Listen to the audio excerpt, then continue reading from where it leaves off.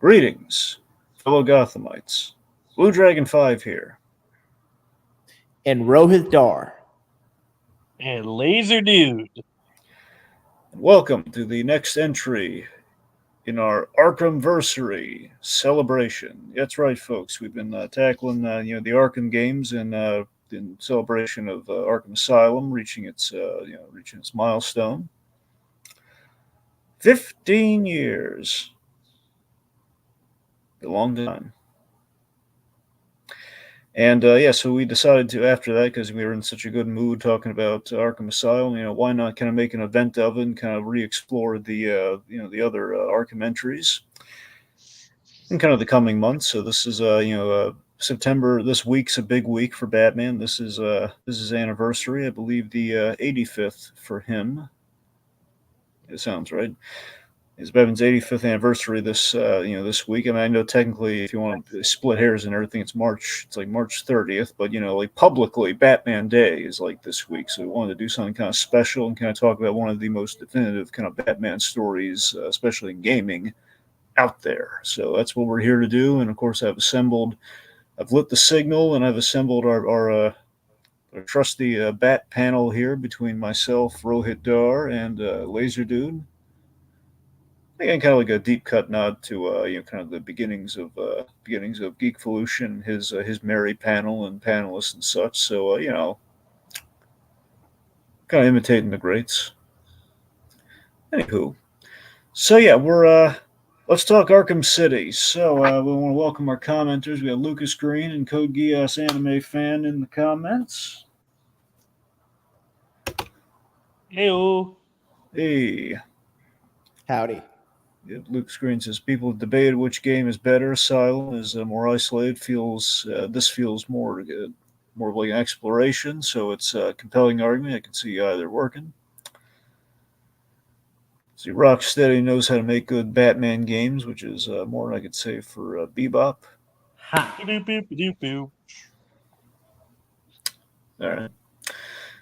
See, my question's what's your favorite part? I like the Penguin Gauntlet from the Jammers Cop Rescue, the Freeze Rescue, and Grundy, and then end of Raish. I think he means the end of Raish. Well, you're also forgetting the shark scene. Okay, if you're gonna bring up the penguin stuff, you got to bring up the most terrifying moment in the game. Yeah, he's right about that. Anyway, let's we'll store some of this away here. But I guess to get the ball rolling, I remember Arkham City. It was very much mirrored the Dark Knight hype, which is kind of ironic given that Arkham City, Arkham Asylum was very much coming out of the fact of like, okay, we're not doing the Dark Knight tie-in game. This is going to be the like the big Batman go-to, and kind of like the way everyone was hyped for. It's interesting. You have like kind of like a the hype from the Dark Knight, and then kind of the hype the Dark Knight Rises, and we kind of mirror that a lot in the Arkham franchise. It's like the next big Batman entry that everyone's hyped for and speculating about, and this. I don't know. I think it's kind of interesting. Basically, we have like a hype to that magnitude, but for a different medium. There's a lot of parallels you could have between Arkham Asylum and Batman Begins, and The Dark Knight and Arkham City. Both of them have like the second one is the one that people not necessarily remember. I don't want to disrespect Arkham Asylum like that, but like Batman Begins isn't as well put on the same pedestal as the Dark Knight. I think that Arkham Asylum, in a lot of ways, has that same sort of in the shadow of the sequel thing going on. Mm-hmm. To add on to what Lazerdude just said, I think part of sort of the comparison is that Arkham Asylum, I think in contrast to Batman Begins, Arkham Asylum when it came out like was such a big game changer. But I think with Arkham City and especially with the Dark Knight, it pushed the envelope of what you can do with Batman as a character, but in film and in video games respectively. And I think with Arkham City, in terms of sort of the wide variety of gadgets, the wide variety of villains, the escalation and expansion to have instead of just being, relegated or confined to one asylum or island, you have sort of a whole city to play in. And I think that's sort of where for both Arkham City and The Dark Knight. They're about taking what's established in the prior movie or the prior iteration or installment, and then expanding and escalating sort of the level of threats. Well, not even just expanding. Like you compare the endings of Batman Begins and Arkham Asylum. Both of them this is what the status quo is, and you compare the endings of The Dark Knight and City, and the status quo has been shattered in both versions. Well, plus it's like It's such overall a, there's an escalation between games, like between stories, and then at the end we kind of throw the status quo out the window to a degree, exactly. Anyway, so I remember the hype for Arkham City. The trailers always blew me away. I love the big Hugo Strange reveal trailer. That was great. The cinematics just top tier. It signaled that the sequel was going to be, some pun intended, next level.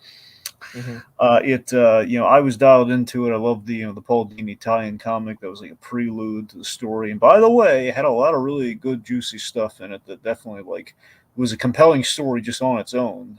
There was like an issue where Batman goes undercover, which he kind of matches Malone's style, which is great.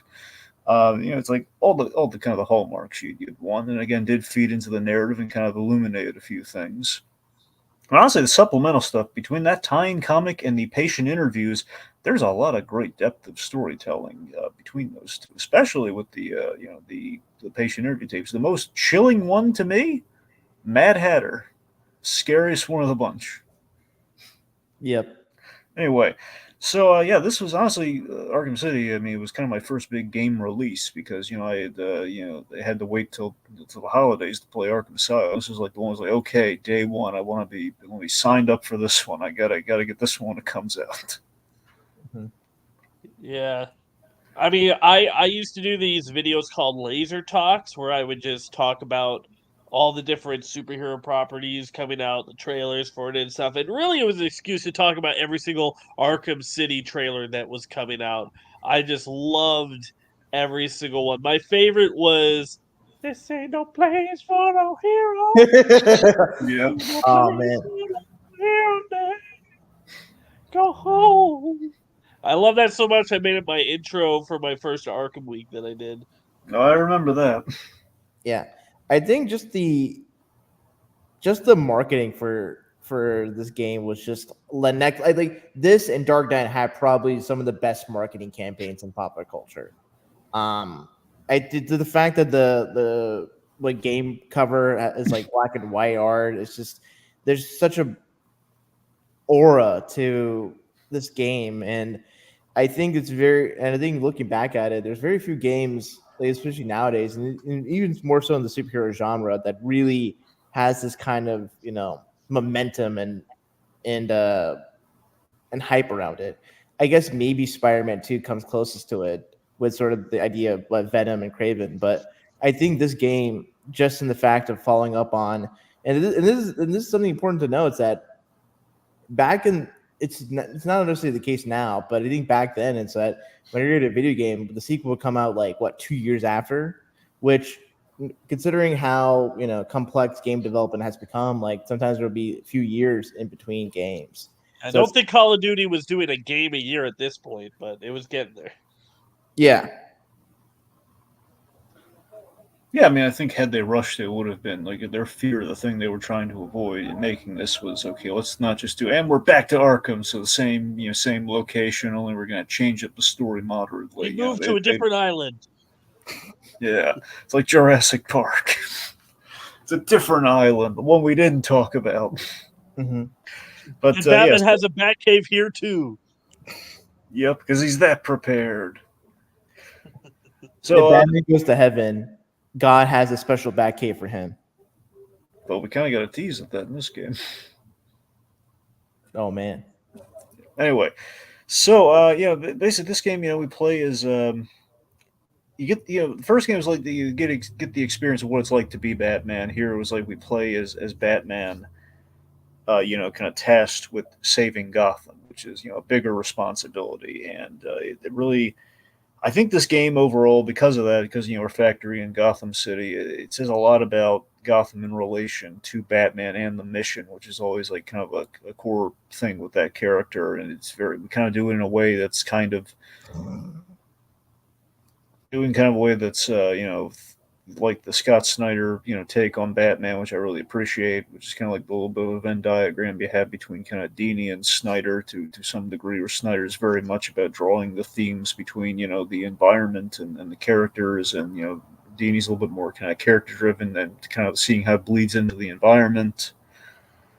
I mean, for a definitive, like again, the art, as I've said before, as I think we've all kind of like agreed with Arkham Asylum, like Dini coming back to write these characters and bringing back the voices, it's very much kind of a PG-13 Batman the Animated Series, and basically is kind of like a stab at making a definitive Batman for the next generation from the animated series generation, which in that respect, I think the sequel delivered kind of like Nolan did, in terms of like, okay, we're coming back to the well, and this is, but we're not telling the same story again. We're not just like, okay, and it's just, we're just going to give you enough that, again, probably still would have sufficed. Like, it's just more Batman, but not quality Batman, not pushing the storytelling. They didn't have to do that, and we're so lucky that they did push it. They didn't just, they just kind of rest in their laurels. They kind of paraphrase Brad, kind of quote Brad Bird here. We didn't get into wood fire pizza mode, in terms of like,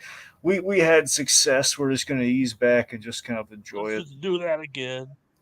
Yeah. So I mean, I always said that the thing that made the first one really stand out is they went the extra mile in places they didn't. Like, you had the remote control batarang, but if you threw it right back at Batman, he would catch it. Mm-hmm. And so small details like that where they went the extra mile. Here, they still go the extra mile in so many ways. I think one of the big things is Catwoman, which they did not need to make her playable in here. They did not need to give her own storyline. And they definitely did not need to make her fighting unique to itself, but also really fun.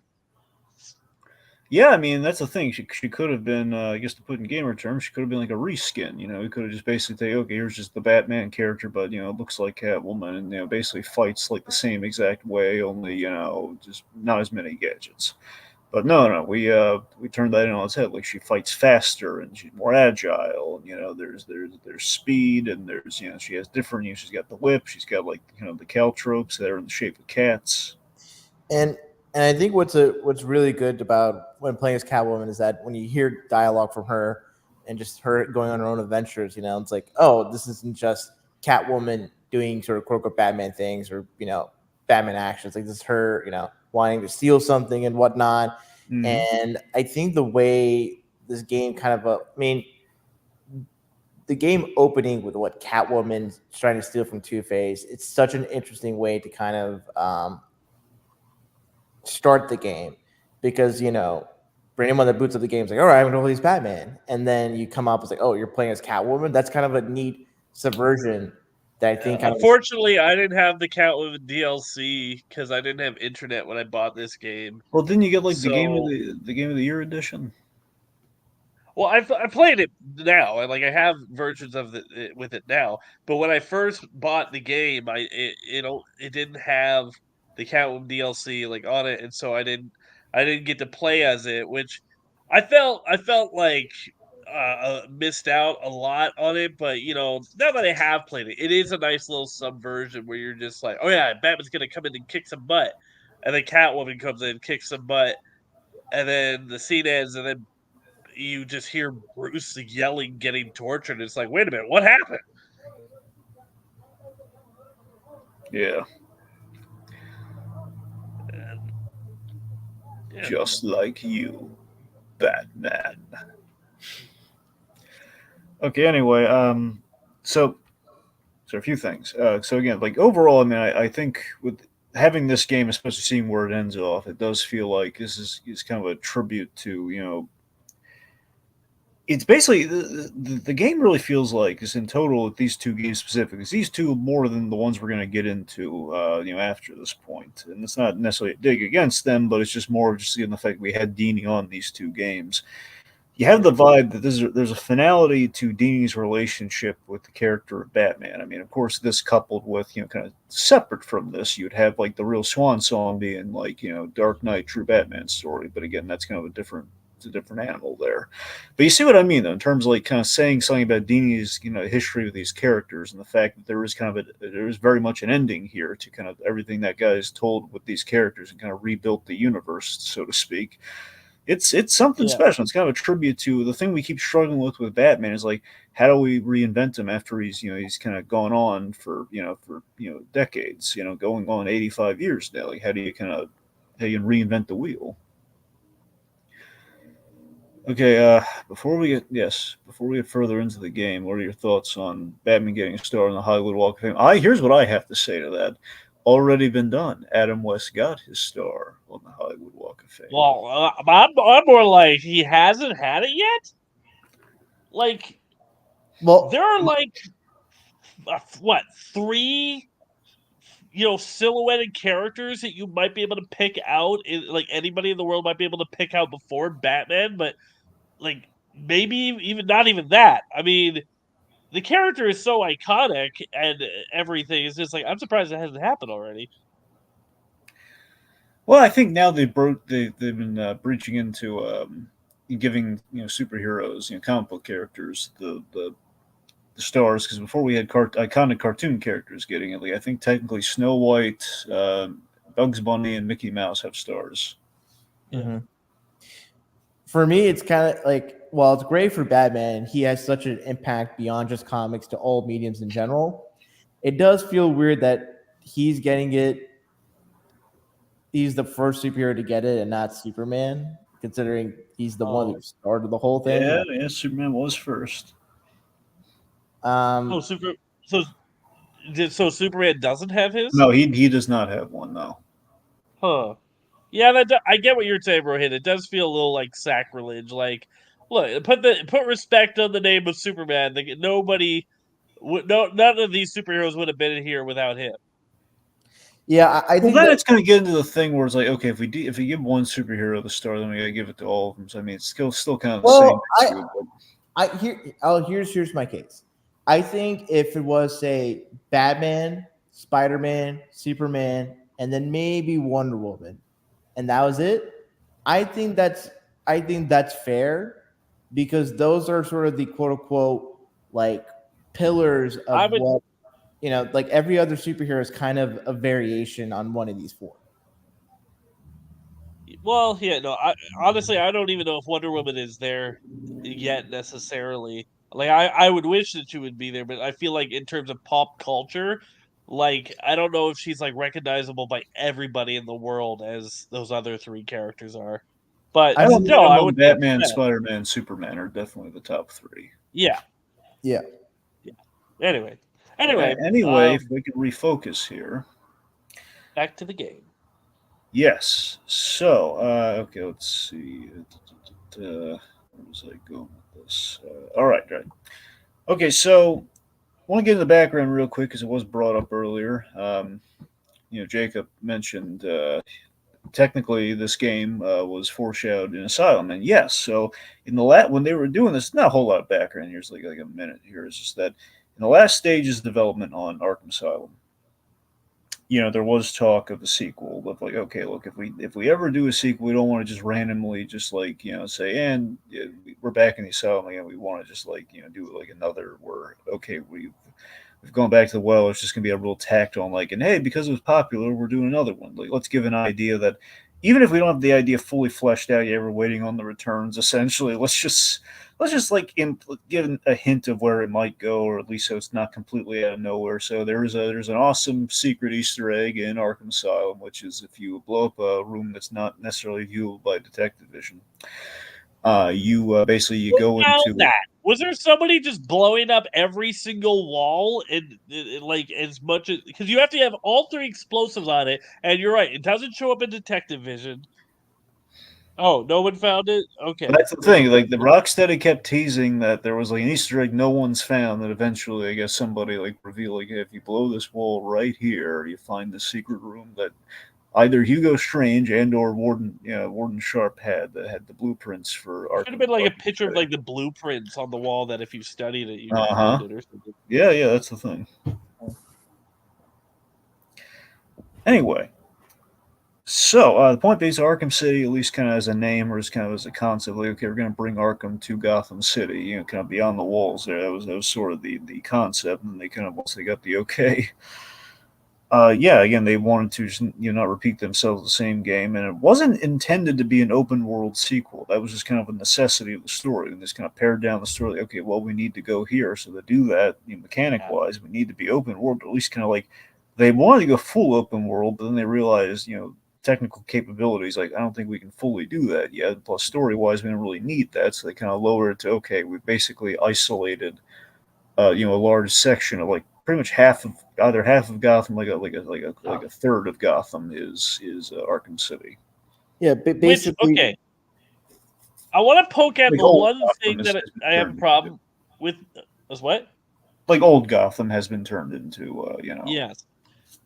Where, like, besides the tower that Strange did and that area that you walk into in the beginning, there was like no infrastructure for prison in this area.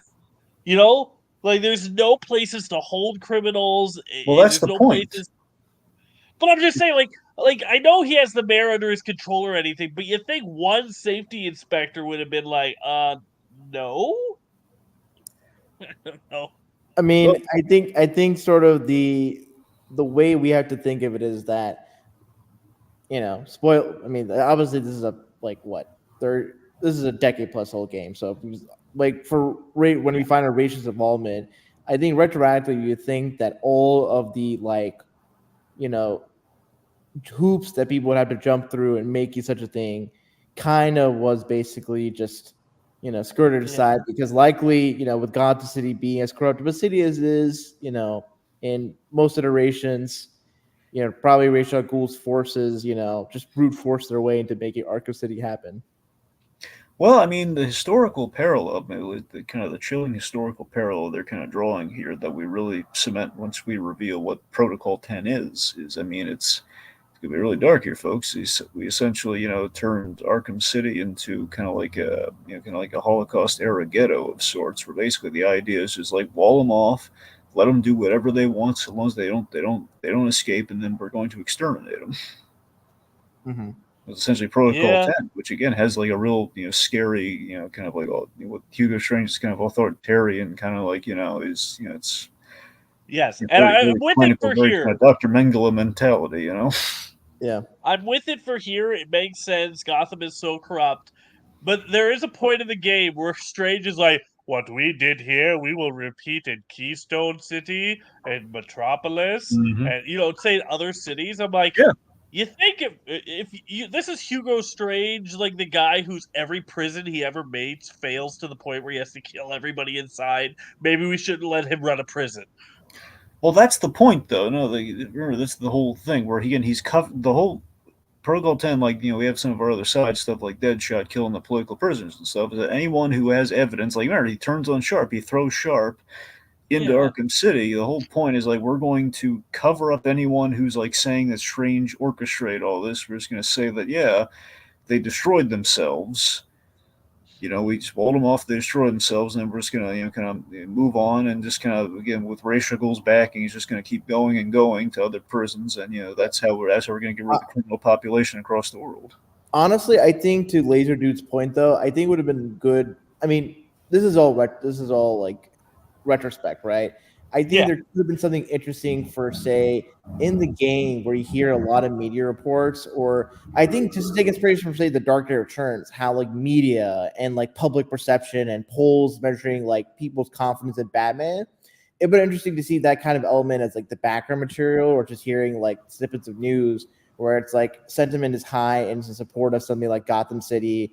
And then civilian surveys in other fictional cities are like also growing support for this kind of like walled off city. I think part of the appeal and having something like Arkham City for us as the gamer, it's like if you're an older person or have watched this movie, like it's basically Escape from New York meets Batman. And I think that the fact that criminals that are being sectioned off. There's sort of the element of danger and tension for Batman. He comes in, it's like there's no civilians, there's no cops, he's just on his own, and it's just kind of a matter of just making it through the night. So that I think is just kind of where the main focus was. But yeah, I think there could be a case that's like, hey, maybe we could build up like if more people were going for it and Batman's really on his own to like save some criminals' lives, even if a lot of them don't deserve it, that I think would be an interesting tension that maybe could have been explored a little bit more. But don't worry, it's one of those things where it doesn't bother me too much because I love the game and it still Plus, is it's like a so throwaway good. line too. It's just like that's It's what the yeah, plan and for. Hugo Strange is going crazy Yeah. himself, so maybe he's delusional Well, that that it would too. work in other cities. But if there's we just replace stuff I the like. cities with Bloodhaven and Hub City, two very corrupt cities in the DC Comics universe, that would have been probably more. But I think Do you just not the idea of think it. so? Okay, to be fair, with Metropolis with Lex, there's a chance that might work, but it's an emphasis on a chance. Yeah. Well, Metropolis, you don't want to have the criminals running loose. They'll just fly out and destroy them. But Right. anyways, back to the point of the game itself is like it's one of those things where like when the game starts and you're just like thrown in. I love how I want to say cinematic. I just want to set this up for yeah. you, Go Luke. ahead. Is that I love how cinematic the opening. The fact that we have opening credits and they're so freaking cinematic. Yeah, and I love how it's so white because it's in Mm-hmm. contrast to Batman himself, who is such a grim character. It's Yep. like a spotlight is being shined on him, and the same with the cover art, as you can see. Which It's is like kind of the there's Hugo nowhere for Strange of him it to all. hide. Yeah. He's being Yeah. brought into the light. Well, also I think back to like the cinematic trailer, like you have sort of the sequence of Batman fighting the Tiger Guards. Mm-hmm. It's all being relayed to Hugo Strange because he's interrogating this like Tiger Guard. The guard that gave him Right. up. Yeah, and I think there's like a specific like light that shined on the Tiger Guard. So in a Mhm. way, it's like, oh, you're kind of imagining it from the perspective of someone that's like a prisoner of Hugo Strange, and he's like dissecting you or whatever. Yeah. So with that, by the way, again, the tie-in comic shows you like details the lead up to that moment.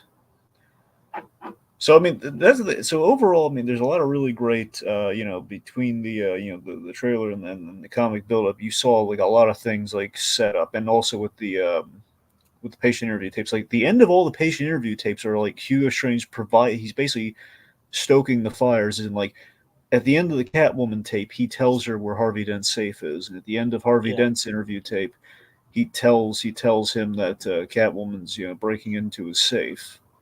My favorite is actually Riddler's again, like Uh-huh. just because Riddler starts out actually in control of the situation. He's tormenting Strange, and Strange is like pissed off. And then when he reveals to the Riddler that he knows who Batman is and he figured it out himself, and then turns the tables, and now Riddler is a blubbering mess, is so good. That was my favorite. So I'm with you. 'Cause two things about that I love so much. Okay, one, my favorite thing is that we called out, even though we don't see it in the games, the fact that Riddler he called out the crazy comics thing with Hugo Strange, that he was so obsessed with Batman becoming Batman, Yeah. like essentially thematically he is in this game, which is already good. Is that we imply that like the comics, he has the bat suit that he secretly puts on, Yeah. which No, I I love it. love that.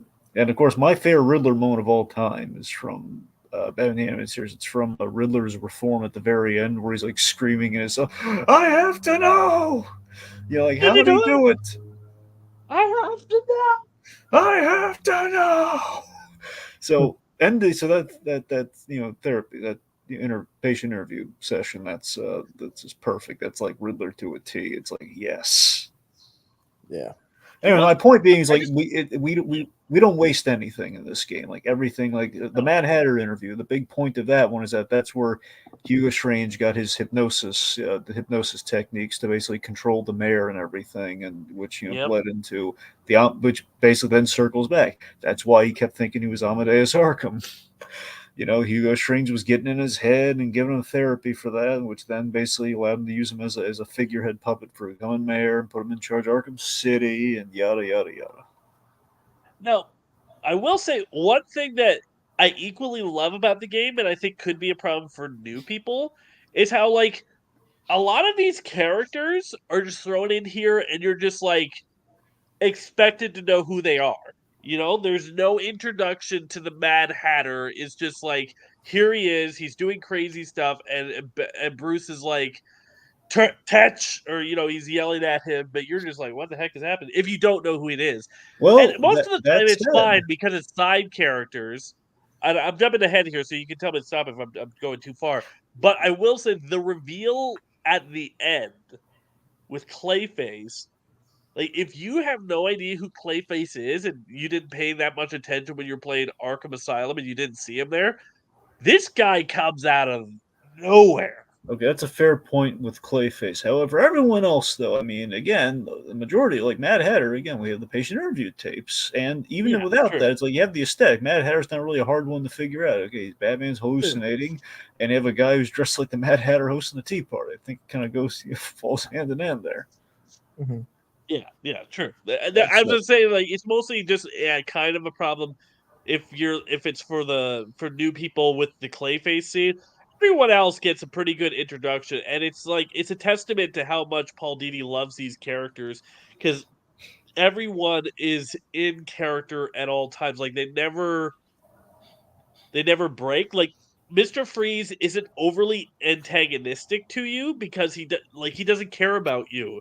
You know, like he'll help you even just because you're gonna help him, and then when the tides turn against you, then he will turn. Like it's one of those things where you can trust the character only so far, but he's only gonna turn when it's actually within his character's best interest. Yep. All right, so just to go through it because again, I think it is really a testament to the storytelling and kind of the difference in storytelling with this game versus the first game. We have that opening is just so ridiculously awesome to me here too. Where again, we have already we have like a taste, and we never have any room for this in any of the Arkham games. So the fact that we found like a little place for it was, I think, is a high mark of quality when we're able to do this. Conroy, he does like the bon vivant kind of playboy Bruce Wayne voice very briefly at the top, where it's like the lighthearted kind of like saying like it's billionaire Vicky. Millionaire were so last year. Yeah, exactly. So I love that we. You gotta remember, it's been Conroy hasn't been able to do that in forever. Okay, that was a big deal when he did that because when they did the new Batman Adventures, they told him like don't do the comedy Bruce Wayne anymore. Oh, that's a good point. Like Yeah. technically the last time he did that was in I want to say it was Maid of Honor with the I think it's Maid of Honor from Justice League season 2 is when he during the whole like he meets Wonder Woman as Bruce Wayne briefly. That's the last time he was really able like to slip in a little like kind of bon vivant playboy Bruce Wayne. Not counting stuff like Gotham Knight maybe, but even so, I mean, he has a scene with her in Starcrossed. well, he does, but he's not. I think it's just still the Batman voice. Yeah, He doesn't Fair enough. like, camp it up. Yeah, no, I get what like you mean. Now. Like he's not see playing that, up yeah. jokey Bruce Wayne. Yeah. Anyway, so it's the fact that so rarely do we get the opportunity to do that since then, and I was already kind of like a good sign. We're in for a treat here, and then Batman, he's at the mercy of Bruce Wayne's at the mercy of Hugo Strange. But this is also kind of neat, though. I have to wonder: did Bruce Wayne do this intentionally? Was Bruce Wayne a Trojan horse to get inside? Because in the tie-in comic, there's this. I don't mean I'm not trying to refer constantly to the tie-in comic. This might be the last time. It's just this thing where Hugo Strange is kind of Batman snuck in a couple times, and Hugo Strange is kind of like almost like kind of like the Mister Freeze level, kind of walling off all the different ways that Batman can kind of do things after a while. So like he has to find it. He's kind of like barred from getting inside and sneaking inside because Hugo Strange is watching him, and it's kind of like him trying to outsmart Hugo Strange all throughout that comic. So it's kind of like, okay, how does he get in? Well, he's Bruce Wayne speaking out against it. Maybe that's intentional, or maybe just Bruce Wayne just trying to get Arkham City shut down through the proper channels. I don't know, but either way, I think it works. It gets him inside. Mm-hmm. Yeah. I mean, I would say personally, I think he's just trying to take it down proper channels. Yeah. Because I don't think like there's no way Bruce could know that Hugo would not just kill him. But then again, I guess he doesn't know that Hugo knows that he's Batman. Yeah.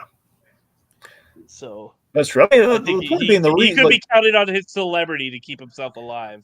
Well, and taking it at face value, I think it's really just like to really recap the comic, which is Bruce Wayne's trying to get Arkham City shut down. So they just basically did that at the opening, which is the main story of the game, which they kind of have to get in there. So makes sense. Mhm. I also think like if Coco Bruce is playing like 40 level chess, it's probably in his mind. It's like, okay, if I go out as Bruce and publicly denounce Arkham City, how far will Hugo Strange go in taking someone who is quote unquote a the son of Gotham or scion of the city? Because I think if in the fact that like Hugo Strange just took Bruce in Arkham City, this is where I kind of wish there was a little bit more of like we know what's how the outside world is seeing Arkham City. So I feel like the fact that Bruce Wayne is like taken in Arkham City has to be such a big event that like Commissioner Gordon's like, what is going on, and it's like constantly trying to get Well, in he touch. is. He's posted outside of Arkham City at the end of the game. Like I think there's Well, like remember, we kind of a have the lot of hush. Hugo like stalling, Mhm. to try to get Protocol 10 taken care of. But No. I think it would have been more cool. It's like if because once Bruce is like established, like gets his Batman gear and all that, it's been interesting for like to Alfred to kind of say, hey, like this is what's going, like the press or Commissioner Gordon is reaching out to the mayor or the governor or whatever. Like that would have been interesting because I think then in his mind it's like Hugo Strange, for as smart as he is, he has a little bit of ego about himself, and I think maybe overplayed his hand by taking in Bruce Wayne, and that could have led to like even if Bruce couldn't stop whatever happened that moment, like that could have it could have had a domino effect where he could have stopped Hugo Strange down the line. Well, true, but I mean the thing also is though, he needs Bruce there because he has to prove to Ra's that he's better. Yeah, Like it's not just like he can't just do Protocol 10 and have Batman not be there. He has to prove to Ra's that he can pull off Protocol 10 in front of Batman and show that he's better. that's a good point. Yeah, no, I think that's where the Batman session goes even further. It's like I have to be basically outsmarter than Batman, and thus be a better version of Batman in a way. yes, Good and for Paul Dini for choosing Hugo Strange to be like the main one of the main go-to villains, because you know what? He's not a household name by any stretch, but he was the best pick for this role, for this whole thing. So it's like I respect him for choosing the character that's the best fit for the game and not going for someone who's a more name brand villain. yeah, I mean also Hugo Strange is kind of a really deep cut Batman villain, not just for like the obscurity, but I'm just mean the fact that he went all the way back to like almost pre Joker era, almost. I mean, in fairness, well, Hugo Strange is not the biggest name around. It's not like he isn't known. Like, think of it this way: it's like Hugo Strange was, he came before the Joker, but then he came around in the '70s and Yeah, '80s. that's what I mean. Like, we know who Hugo Strange is because his whole thing is like he found out who Batman is. That's his whole shtick there. Well, like that, and also like he is a character that's always fun to see pop up in stories as like a mental threat to Batman. Him Yeah, being a psychiatrist and Yeah. whatnot.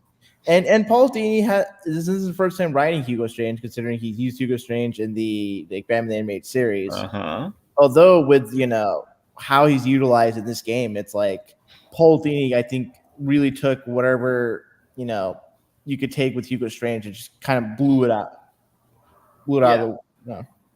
Well, I was Yes, gonna say, it's and the only time I've ever seen Hugo Strange used more than one episode of any show was for the Batman, where he was a main villain, and that was the only time that I think he's ever been utilized in that way in almost any other form of media. Mm-hmm. all right. A couple things we gotta get through here. All right. So Corey Burton is Hugo Strange. He's incomparable. He's fantastic. I adore Corey Burton in this role. I think he brings like kind of the authoritarian kind of Hugo Strange. He's smart. He's menacing with being in control of Arkham Asylum and allowing it to bleed into Gotham. Again, all those the patient tapes and everything is the fact that he's got that bat suit. He's just so obsessed with Batman and becoming kind of basically becoming Batman, but also like a savior complex. And by proxy of that, what we do through Hugo Strange, we show kind of what Batman's fear of what he could turn into if either, like even non-lethally, like until Protocol 10, to an you could argue that Hugo Strange is trying a non-lethal but still sadistic approach with these patients, at least non-lethal by his own hands. No, it's lethal but legal. Sure, He, sure, but he forced it to be legal through all of his corruption, yeah. but technically he's within his written laws rights. Well, that's the you're right. It's basically that's the thing because we set up that he's like through Penguin, he's arming the criminals, like giving them everything they need to kill each other, and his guys are permitted like shoot to kill permission if they step out of line. So he's it's like legalized murder. You're right. He's cultivating an environment of crime that then justifies his like overhanded use of force with the Tiger Guards. And I guess what I'm getting at is, it's like it's kind of Batman's fear of what he might turn into twofold here. One, it's like if he took, basically, again, if he wants to become, Ra's al Ghul's successor, which is basically a way of like, how can I surpass Batman? I'm going to take the opportunity, he has turned down before by becoming, I'm going to ascend that way and basically kind of take Batman's mission, kind of essentially, with possibly global if it goes right, or at the very least, I'm going to take it citywide and beyond Batman's scope by doing what he can't. Strange Inc. There you go. And but that's the thing too. Again, kind of like the weird, the legal but legal lethal loophole too. It's like basically I'm not directly killing them. I'm letting them kill themselves, and but in a way by proxy of doing this and walling it off, I'm saving Gotham. So I mean, he's illegally smuggling weapons into Gotham, into Arkham. Yeah, I mean, I'm not saying he's not doing anything illegal, but he's like. Yeah, his way of doing it is still forcing it in the way so that everyone on the outside will look like, well, you didn't do anything wrong. Yeah, he had to. Mm-hmm. Anyway, so I love that he's just misreading what Batman does, and he wants to go the next step beyond with the whole Ra's al Ghul successor thing, which I thought was such a great idea for this story of like that's. Again, Hugo Strange's story is always like the becoming of Batman, trying to outdo him or trying to really understand him to basically. Hugo Strange, like all the great Batman villains, he's steeped in obsession. In this case, obsession with Batman, even more so than the Joker. One could argue, at least to some degree, in terms of like I don't want to be Batman's other half. I want to be Batman, but I don't want to do all that training. Though I'm a very lazy scientist. I'm a very lazy, the doctor. Well, he's an older guy, man. Professor, technically, but yeah. I'm gonna get tapping at. The genius of Paul Dini is that he noticed how easily Hugo Strange's motivations and Ra's al Ghul's motivations fit together. Mm-hmm. And I'm not just talking about their goals and everything. I mean, Ra's al Ghul's whole thing is I'm looking for someone to take over from me, and I think Batman is the best person. And Hugo's motivation is I believe I can be better than Batman. And so those two motivations work together so well where Hugo wants to prove to Ra's al Ghul, I am better than Bruce Wayne. I am better than Batman. And Ra's al Ghul is like the disappointed parent that just says, you're never as good as your older brother. Or in this case, younger brother. Yeah. So Jacob in the comments, he pointed this out too. I'm glad he did because I was going to mention this at some point. But Chris, basically the way Corey Burton's playing the way Corey Burton's playing Hugo Strange is it's like Christopher Lee. It's if Christopher Lee played Hugo Strange, which honestly is such a good way of playing Hugo Strange because Hugo Strange is kind of vaguely Eastern European or like of an older world. And Christopher Lee, as an actor, has always had this disposition of being sort of an aristocratic, elegant, intellectual that has taste, has culture, but has this very malicious dark side to him. Which obviously came to play with him playing Dracula and Scaramanga and Dark Tyrannus. I'm just getting the visualization of Strange inside that giant tower, looking upon Protocol 10 happening, going,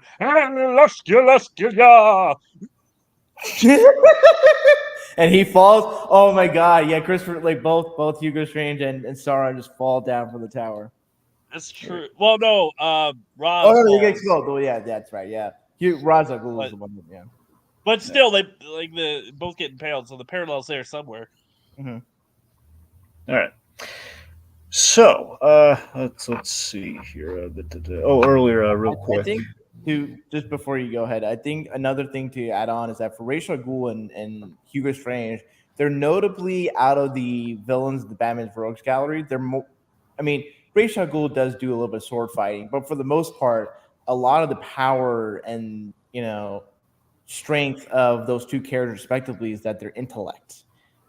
Both I think respectively had figured out who Batman is, and kind of like towered that over them and used that as a means of really putting a unique sense of pressure on Batman that no other villains really do. And I think that's I think for Paul Dini, that's the genius. Is not only these two characters have motivations that align or interests that align, but the way they put pressure on Batman is not something that's I think in my mind, I mean I don't know if Paul Dini would express this. I feel like with how people responded to the way the last game ended with the big fight, I think Paul Dini in his mind, I mean I can't speak for him obviously, but it and choosing Ra's al Ghul and Hugo Strange as being the main duo that's pushing the events. There's the desires like, all right, it's not just the guys that are gonna like beat up Batman, but really kind of have Batman think creatively and think critically of how he's going to proceed and solve it and preventing protocol 10 from happening. Yeah, I mean, I think I know the game developers definitely listened to the feedback, and Dini's too smart a writer not to factor that in. I think so. I think he probably looked at like the criticism of the first game, and he probably Mm-hmm. factored that in. But anyway, like a few things here. I could Sammy fan real quick. Earlier, he asked like, didn't Conroy get to do Playboy Bruce Wayne and Mystery of the Batwoman? Well, look, he was yes, Bruce Wayne was kind of a playboy in that, but he was again still under the whole he was still using kind of the darker voice as just he wasn't quite like the Bon Vivant Playboy voice. At least to my recollection, it's been a while, but I'm pretty sure it was like still under that kind of that constraint. Mm-hmm. Anyway. Maybe we're talking with Batgirl, who was aggressively flirting with him in that movie. But anyway. Going through a tunnel, just ever the escape artist. Smooth. Yep. Okay. Anyway, so Arkham City. So Arkham City itself, great status quo shift. Again, game one very much establishes the status quo, how things go. It's the introductory point. Batman's refusal to change. The sequel here is the escalation, like the Dark Knight. It's honestly what's great about Arkham City as a concept is that it's basically fast forwarding into the impact of Batman's war on crime on the city, and basically the philosophical questions Batman's always asking himself, like, is Batman helping or hindering Gotham and the villains and vice versa here. But basically we've hit the fast forward button majorly by like literally putting Arkham in Gotham City, and it's kind of this basically it's like a interesting view of it's like a grim view of Gotham's chances in a city when turned into Arkham. And I think Batman is having everything put into perspective tonight, which then brings us to something I really think we should have based on something Little Blue pointed out. It was one of the best Easter eggs in the whole game. When you go to Crime Alley, there's a chalk outline. You have like some flowers, and you have this audio tape, which is Hugo Strange saying, "How does it feel, Wayne, to stand on the very stones that ran cold with your parents' blood?" And yeah, I mean that's great. And I think a lot of this, I mean, it's honestly Arkham City in a sense, Arkham City in total, but just that moment itself is Hugo Strange is playing mind games with Batman and calling out his legacy and everything. Is calling again by proxy Ra's as well, like saying, "Well, this is what your way of doing things is going to get you." It's just basically I've hit the fast forward button just to show you like what the end result's going to be and how eloquent my solution is, just to wipe it off the board, like to burn it down and kind of start over again. And it's just like. And Hugo Strange is really in becoming Batman. He understands like how formative that moment was for him, and he knows like right where to stick the knife in the guy. Absolutely. I mean, at that moment, I felt really emotionally invested in the character to just like he doesn't say a word, he doesn't cry, he just takes a moment to pay his respect. Scout, shut up. He's just like it's a moment where you equally feel sad for the character and you want to beat the living crap out of Hugo Strange at the same time. It makes you feel for your hero and it makes you more angry at this villain who is literally just rubbing salt in the wound. Yeah. Jacob asked, does it count as an Easter egg? It's not because it's part of the main story. I don't think it technically is part of the main story because it's like if No, you can you miss over it. yeah, that's the thing. You don't Yeah. have to get that. It's like an extra. If you want, here's the thing: if you want 100% completion, that doesn't count as a main story, though. Yeah. Anyway, You can technically miss it the entire time. Did you guys miss anything your first time playing, or like skip something that you probably shouldn't have? what do you I got, didn't Rohith? do any of the grapple enhancements until after I beat the game. And then I saw what they could do, and I was like, I am an idiot. Yeah, I might have. When you say grapple enhancements, do you mean the whole if you do like the AR thing, you can go Yeah. faster? Yeah, yeah. I think I had that too.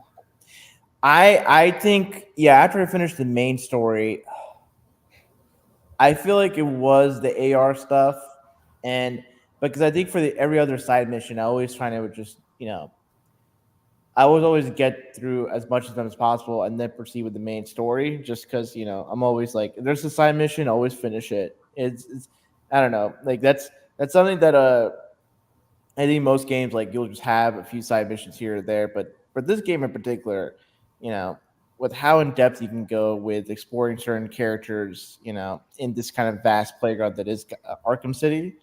I think that this is sort of a testament to Paul D's writing is that not only can he write a really engaging main story, but sort of different side stories with side missions. Like he's able to, flesh out the world of Gotham City, and by extension, Yeah.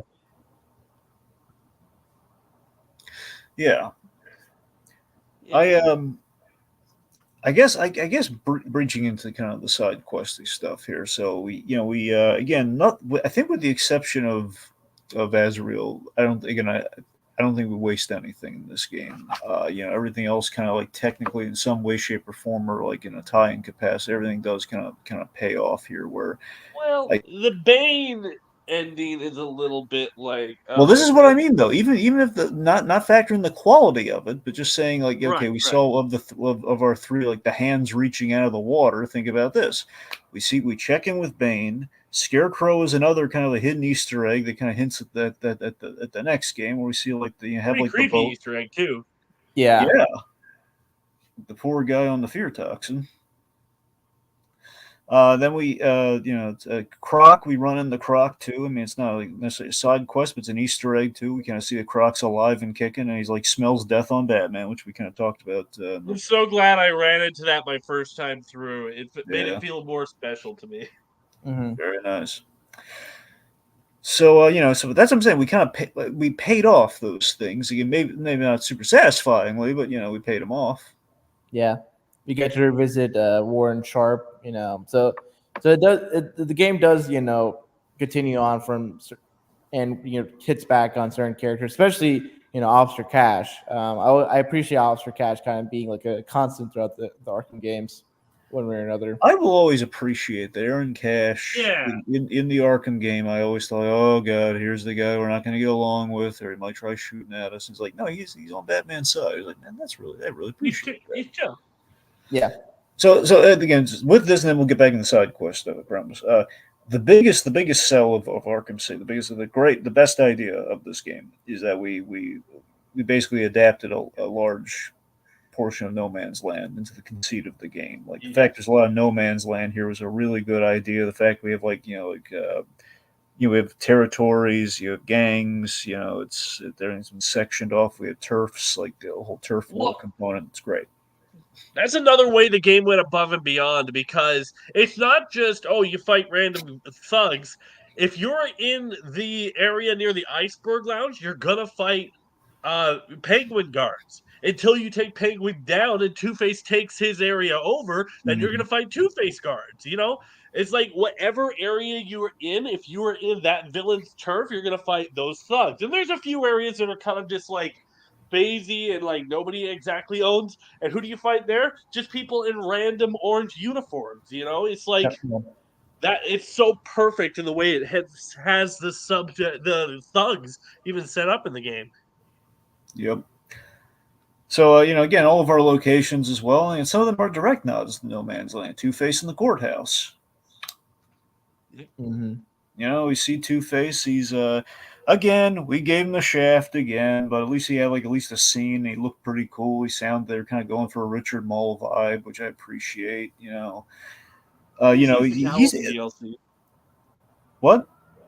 They said at least he has the Catwoman DLC where he has. He does, but that's what I'm saying. Though he comes back at least. The important thing is that structurally, Two-Face is the warm up, which kind of bleeds over from the end of the last game, where we mention Two-Face, we actually get to see him at the top, and we kind of get back in the swing of things with Two-Face. So that works. And of course, I love Grey Delisle's. Well, period. I just love Grey Delisle. I love Grey Delisle as Catwoman. I love her performance of Catwoman. Yeah, absolutely. Got a fun, seductive charm. It's a great design. She's kind of making with the wisecracks. It all works. Yeah, I would actually say she's one of my favorite Catwomans. Period. Right. I mean, I would even say her voice might even fit it more than the one for the animated series. I mean, look, I love Adrienne Barbeau and what you have Catwoman. The only problem with that was that we kind of blended the two Catwomen over time, where we had Catwoman, the traditional thief, which I think Barbeau did a really good job with, but we also had kind of here's the thing, we didn't do enough with that, but we front loaded that Catwoman with the environmentalist thing because we were afraid of abdicating, Batman having a relationship with a thief. Yeah. So that was kind of the weird thing where okay, we're trying to make Catwoman too sympathetic.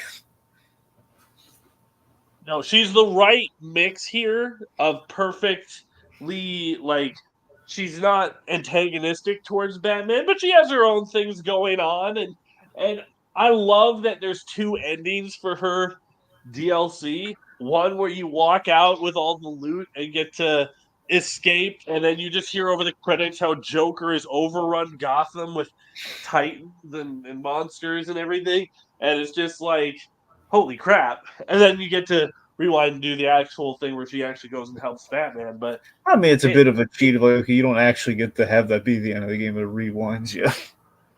Yes, it does rewind you, but it's one of those things where it's perfect because that is the eternal struggle as Catwoman, what she wants to do and what's right, and Batman is the person that makes her want to do the right thing. Yeah, it's also nice too, the whole point of that is that, we see that, again, if Arkham City being plunged in Gotham City being plunged into chaos because of Arkham City, it's kind of like we're seeing that there is hope if the criminals that were residing within Arkham City can have a change of heart like Catwoman did. If there's the fact that people, there's hope that he's kind of changing hearts and minds a little bit there. Plus, I mean, he does team up with a lot of the rogues, and again, this is a thing I've always talked about Batman the Animated Series. One of the best aspects of Batman the Animated Series is that keeps trying to actually reform the criminals, and sometimes they get so close, and of course it always fails, but they get close. Not always. Okay, Mister. At the end of that didn't work. That ultimately, you know what I mean. Though he went to put him in the mailroom, and okay, you're right. He lucked out at the very end of that one, but still. On the very end, he shoots Scarface, and then gets rehabilitated. He does. He's got a long way to recovery, though. I'm just saying, we never see him as Scarface again in that universe. So. Well, you're right in that universe. Okay. All right, anyway. All right, let's see. So, okay. So, also again, with the upgraded Detective Vision was always one of the big gripes people had with the first game. Is that I'm looking at skeletons because I have to all throughout that game. Where here we kind of balance things out a little bit more. You don't need to use Detective Vision 24/7. When you do use Detective Vision, you do cool forensic-y kind of stuff, like the whole bullet trajectory thing. Mm-hmm. That I really appreciated. When. But try on that kind of aspect of Detective Vision, because obviously, you feel more like a detective on CSI or whatever. But Mm-hmm. I think it just helps to kind of make you feel like, okay, this detective vision is not just basically just overhyped X-ray vision, but more like, oh, there's data being inputted in Batman's Cal that's helping to calculate and then determine like pathways of bullets, DNA matches, all this kind of complexity of technology that Batman can only have because he's a multi-billionaire. Yeah. Hey, question. Answer. When you first played this game, were you annoyed that the detective vision was a different color for the thugs? That it was orange and not red? Or did you not even notice? Well, wait. So Interesting. Catwoman had orange. You're sure Batman had orange in there, or they? It was orange and not red. No, I meant like for the thugs. The thugs show up as orange on the scanners in this one, but in the other one they showed up as red. Oh, yeah. Honestly, I didn't. Honestly, I think it was so engrossed in it, I never really noticed. But you're right. I guess. Yeah, I guess they would be. Yeah. Nate, I thought red was for when They had guns. Like, well, that's yeah. the thing. Wait, Laser, are you sure they were they always I think that's it orange or? now. I think like there is a different color now, but I'm pretty sure before they were still like I'm pretty sure they were not orange, but Well, no, I'm I saying you could be might wrong, be. but I'm pretty sure. I'm saying when they were a threat in an asylum, they were red. You're right about that. I'm just saying with the whole orange thing, it's like I don't know. Anyway, point me to I some think they other. were blue when they didn't have a gun and red when Mhm, they did. yeah. Anyway. Anyway, so I love that we have some extra. Of course, me being the gadget nut that I am, we had the smoke pellets. That was a big one. We had those. Yeah. Everyone desperately wanted smoke pellets in the first game. Yep. And I Front love and how bottom. it's I messed up. Disappear. Yeah. Like that's what they're basically used for. We had some other new gadgets, which I mean, the big sell is that pretty much has the arsenal from Arkham Asylum, with the exception of he keeps forgetting that line launcher. With the exception of that, And the triple bat grapple. But right? he doesn't need that. Anyway, so we have like the remote electrical discharge, the remote electrical charge, and the freeze grenades, and I think the coolest one, the firearm disruptor. Well, that was the best one for just psychologically torturing the victims. Such a When you get cool it down to idea. the last guy, turn off his gun, just walk right in front of him, see him freak out and crap his pants. I just think it's Oh, such a great idea because it's like Batman hates guns, and this is like the ultimate he's been through so much. Give him a gimme here, which is like you can deactivate the guns. Just seeing him punch Penguin off that off that spider is awesome. Yeah, speaking of Penguin, yeah. Go ahead. I really appreciated that. Basically, his characterization was combining basically the two disparate or the two different versions that we saw in the Batman animated series, like the version that's very clearly inspired by, Danny DeVito's version of the Penguin, Batman Returns, and sort of this elegant British gentleman. It's like you combine the two, you basically have British gangster. And I Well, think that I'm with you. I love that idea too, but it's also kind of like that mixed with Bob Hoskins. yeah, Yeah. no, and the fact that he's just voiced so well by Nolan North of all Yeah, people, I have to say this Arkham Knight has like a great voice cast, but Arkham City has like a murder's row of like voice talent. You got hmm E. Bradley Baker, Troy Baker, Steve Bloom, Corey Byrne, Conroy Hamill. You got Tara Strong as Harley Quinn, hmm Griffin. You got Crispin Freeman. Who else? You got and there's like some people who, Stana Katic. yeah. Has she done voice acting before and after this? Well, she's done it after this. I don't know if she's done it. I think this might. I want to say this is her first voice acting gig, but I could be wrong. There's also people that you see on so many animated or video game Wally Wingard again coming back as the Riddler. Corey Payton. Peter Manicle, he played the Mad Hatter very wonderfully. Yeah, you got Corey Walgreen and Fred Tatascore. Yep, Fred Tasker playing both hulking bosses, Mm-hmm. and Bane. Well, I guess Yeah. all three technically, but Yeah. All right. Yeah, no, there's a lot of I don't think there's one miss. You know, there's No. not one where I'm just like, that's not really what I imagined the character sounding like. Yeah, in terms of not just really the voice, like who was picked as the voice actor, but the voice, like there's no vocal performance that just falls flat. There's no like a No. Peter Dinklage in Destiny kind of performance here in this game. What do you guys feel about Tara Strong as Harley Quinn? Because I know there's a lot of people out there that really hate her performance, and I don't get it. I think at when this came out, there was some discourse. It was a big shift, and it was like, hey, we had her in the last game. Why didn't she come back for this game? Well, I think is a fair question, but at that point, the Arlene Sorkin decided to retire, and I forget if that's You when. didn't replace Arlene Sorkin; she decided not to do it. Well, that's the thing. I mean, she decided not to do it. I think she might have been actually. I forget if she was starting to get sick at that time or not. But I don't know if how she was battling something at a certain point. For her reasons, if she doesn't want to do it, she doesn't want to do it. Well, that's the thing. So I'm just saying people were like upset just because it's like, okay, well, they're thinking like, why didn't she was in the other game, why didn't she come back for this one? Yeah, I don't know. Was it widely known that Arlene Sorkin was kind of taking a step back or just basically retired from voice acting at that time? I think that was kind of the way everyone kind of found out the hard way. They were like, wait a minute, where is she? Yeah. And look, it sucks that quiet. It sucks that she wasn't able to come to this game just because we would love more Harley Quinn. But I feel like Tara Strong is at least decent. Well, no, I mean, look, Tara Strong's is a great Harley. I think this was like it kind of took people some time to warm up to her, and this is a great in terms of the material. She's got a great Harley here, so Mm-hmm. I'll say that I prefer her in Assault on Arkham. Well, she's not. But I think she has more of the personality down, but I don't hate her in this at all. Okay, well, Lazerdude, she's not in Assault on Arkham. Oh, right. That's Hendon Walsh. Yeah, you're right. You're right. I'm my bad. But pretty much every other time, though, it is. I'm sorry, what? She did do Harley Quinn in something else after this, though, right? Yeah.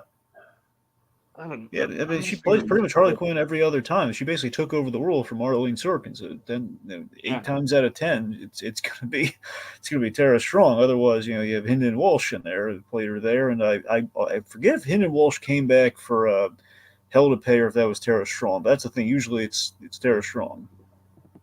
Yeah, never mind. Part rescinded, but anyway, I still think she's fine as Harley in here. Yeah. I get when people say like, "Oh, this Harley isn't one that's innocent or, cute. She's done terrible, terrible things." Like, yeah, but it's not like we try to actually redeem her in this series. True. The only thing we don't get to do is punch her, but we get to rip tape off her face over and over again in the end. So, I mean, like that's worse. Yep. Well, I mean, also we kind of traumatize her because we carry out her dead loved one, so we kind of do that to her. Well, I mean, Joker did that to himself. Yeah.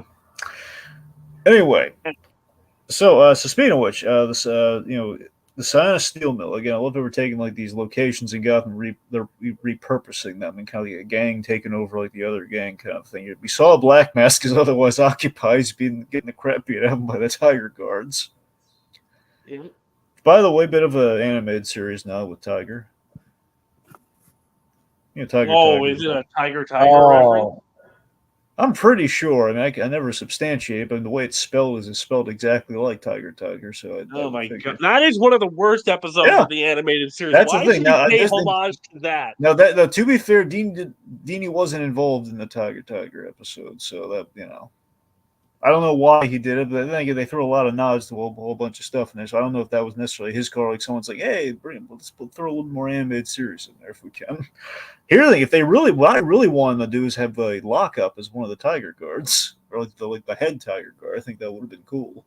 Yeah, it's been a while since I don't know if I've seen that episode of Benders. It's been a while. That episode does it make? It's obviously a reference to the Tiger poem by William Blake, right? Mm-hmm. Yep, that's how the episode ends. It's Conroy reads the Tiger poem. Mm-hmm. I mean, I'm just looking at the contents of that poem, and there's definitely a lot of stuff that could parallel what happens in Arkham City, or thematically resonates. Well, sure. I mean, there's that too. I'm just saying it feels like there's kind of some Batman precedence, especially given there's an animated series component to this story. But honestly, the actual Tiger poem might be the more literal kind of like reference there. But anyway, so Joker and Harley, they turn the steel mill into this chaotic fun house, and we also have Mr. Hammer and Mr. Sickle in this game. Yeah, I like that this game does a lot to pay homage to the old stuff, but I also like that it tries stuff new. It makes its Yeah. own mark. Like Wonder City is a completely original property, as far as I know. These are Dini And ideas, man. Like the hammer and sickle are absolutely Dini to a T. yeah, Wonder City. I wondered though. I'm sorry that was unintentional. On my you part. wondered about Wonder City. Now, I do ponder on whether God. I can't talk at this point about this. So for Wonder City, considering I watched a Massive Phantasm like a while back, and I just think to myself, is Wonder City kind of Dini kind of extrapolating on the ideas that the Tomorrowland and the City of the Future that Yeah. they display or whatever. Yeah. I'm pretty sure it's directly what Dini's kind of trying to homage there, where it's it's the world of the future. Mm-hmm. It's basically the world of the future crossed with like what Ray Shuggel's kind of like either his alternative, like basically him giving Gotham like a chance to kind of stay on the right path, or I think that the idea is like had he succeeded, he basically would have brought Wonder City to the surface. I think is the idea, but it's a little vague. It's very. What I appreciate about Wonder City, just if we're kind of going non-linearly in this game, Wonder City having such a steampunk design, really, it makes it sort of. It's very futuristic, but futuristic from the context of people in the 19th century, which that was steampunk way. Yeah. Let's see. But anyway, so Mr. Hammer, Mr. Sickle. What's really cool here is that we actually apparently in the kind of the lore of the game, Hush, Tommy Elliott, while he was inside Arkham City, he performed that surgery. He split the conjoined twins. Yep. You remember what happens if you hang around Arkham City, still trying to get completion and everything, and you head back to the steel mill? Oh yeah, I've seen them. Hanging out. That was really nice, wasn't it? Oh, the brothers, they missed each other and they got back together. Although I will say, when they're like, "Let's sew ourselves back together," I'm like, "Sure." I mean, look, they were used to that, though. That's what they, I'm just saying, there's some things I would like to do in private. It reminded me of the ending of Quest for Camelot when the dragons finally got separated and they're like, "No, let's stick back together." I'm like, "Oh, why would you do that? You still hang out with each other. You're not separated forever. Just be your own self." Conjoined. Somewhere there's a study out there where it's like conjoined twins that are separated have increased chances of abandonment syndrome or abandonment anxiety. I just want to watch the movie Stuck on You again, but we're just going to move on from there. Well, let's not get too dark here. Let's get fictional Batman dark. And that's plenty dark there. Yeah. All right. So let's see. So let's talk about my favorite part of the game. Okay, so I think one of my all-time favorite parts of this game, every time I think about it, is so the performance of Conroy and Mark Hamill and the crux of the story when this moment where, okay, so we have the old fake Joker gag, in which, it's a classic Joker thing where he's giving Batman clues and foreshadowing, no one's who you think they are, my dear, which, of course, is a big hint. And then... you look perfect. Wait, it's not you. Like, Harley, it was right in our flipping faces. So this is brilliant. So all these little Joker kind of clues and hints, and later on Batman actually solves the mystery. This is great. What I'm getting at is like after that happens, Batman gets knocked out and he comes to. Batman wakes up tied to a wheelchair, and we have like the trailer moment played before us here. It's like, So it was all a lie. There's nothing wrong with you. And then Joker says, nice of you to say, but you of all people should know there's plenty wrong with me. Take my blood, for example. I wish somebody would. This stuff is killing me. So there's this moment of how can it get any better than that? This amazing reveal of these walkers is like, why should I care? Because now there's a teeny little bit of me and you too, Bats. And there was this, we just pan and we reveal Batman. He's strapped to this wheelchair with like, like little ivy Right. of Joker's tainted blood in his. Basically, he's become blood brothers with the Joker. My jaw dropped when I played the game. Yeah. I just love that the game is selling you on those. Okay, you're already having fun. It's gonna be Batman going around full. But we added this. We had the ticking clock of Protocol 10, and then this moment happens, which you're expecting from the trailer, and then you have that reveal, which is like, oh my god, things just got. Dini just blew my mind yet again. It's like we've linked these Yeah. characters and their fates are entwined now, and then that basically leads us to like the awesome endpoint of the game. Fundamentally, it's like we've tethered them with this blood moment, and it's just brilliant, and I loved it. You know what angers me the most about that scene? One, Like, look, I didn't see the twist coming at all. I didn't. I was blown away by it.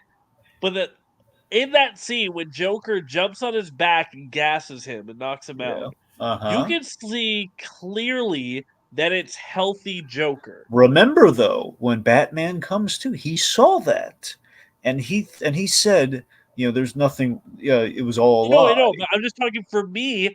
I thought it was a mistake by the flippin' Uh developers huh. and they put the wrong design in. That's what I thought in that moment. I thought, oh, they just put the wrong one in that moment. I felt like such an idiot once it was finally revealed. Like, of course they didn't put the wrong one in. Why would you think that? But it's the the prestige is correct. We want to be fooled, and I was definitely fooled. There you go. Yeah. Oh god. So I just I love that. I love tying the fates together. But also, I seriously, Conroy and Hamill's performance here is top tier, and it's just this fact of like Batman. Again, this whole game ultimately is about Batman processing the potential and the ultimate loss of the Joker, which is really interesting how he plays that. So the idea, okay, Joker's dying, and like think about it, when he walks into that scene, it's like Joker's dying. He wants to kind of see if the rumor is true because he's asking like the doctors, like tell him, oh yeah, Joker's dying. So he kind of needs to see it for himself. Joker possibly flatlines.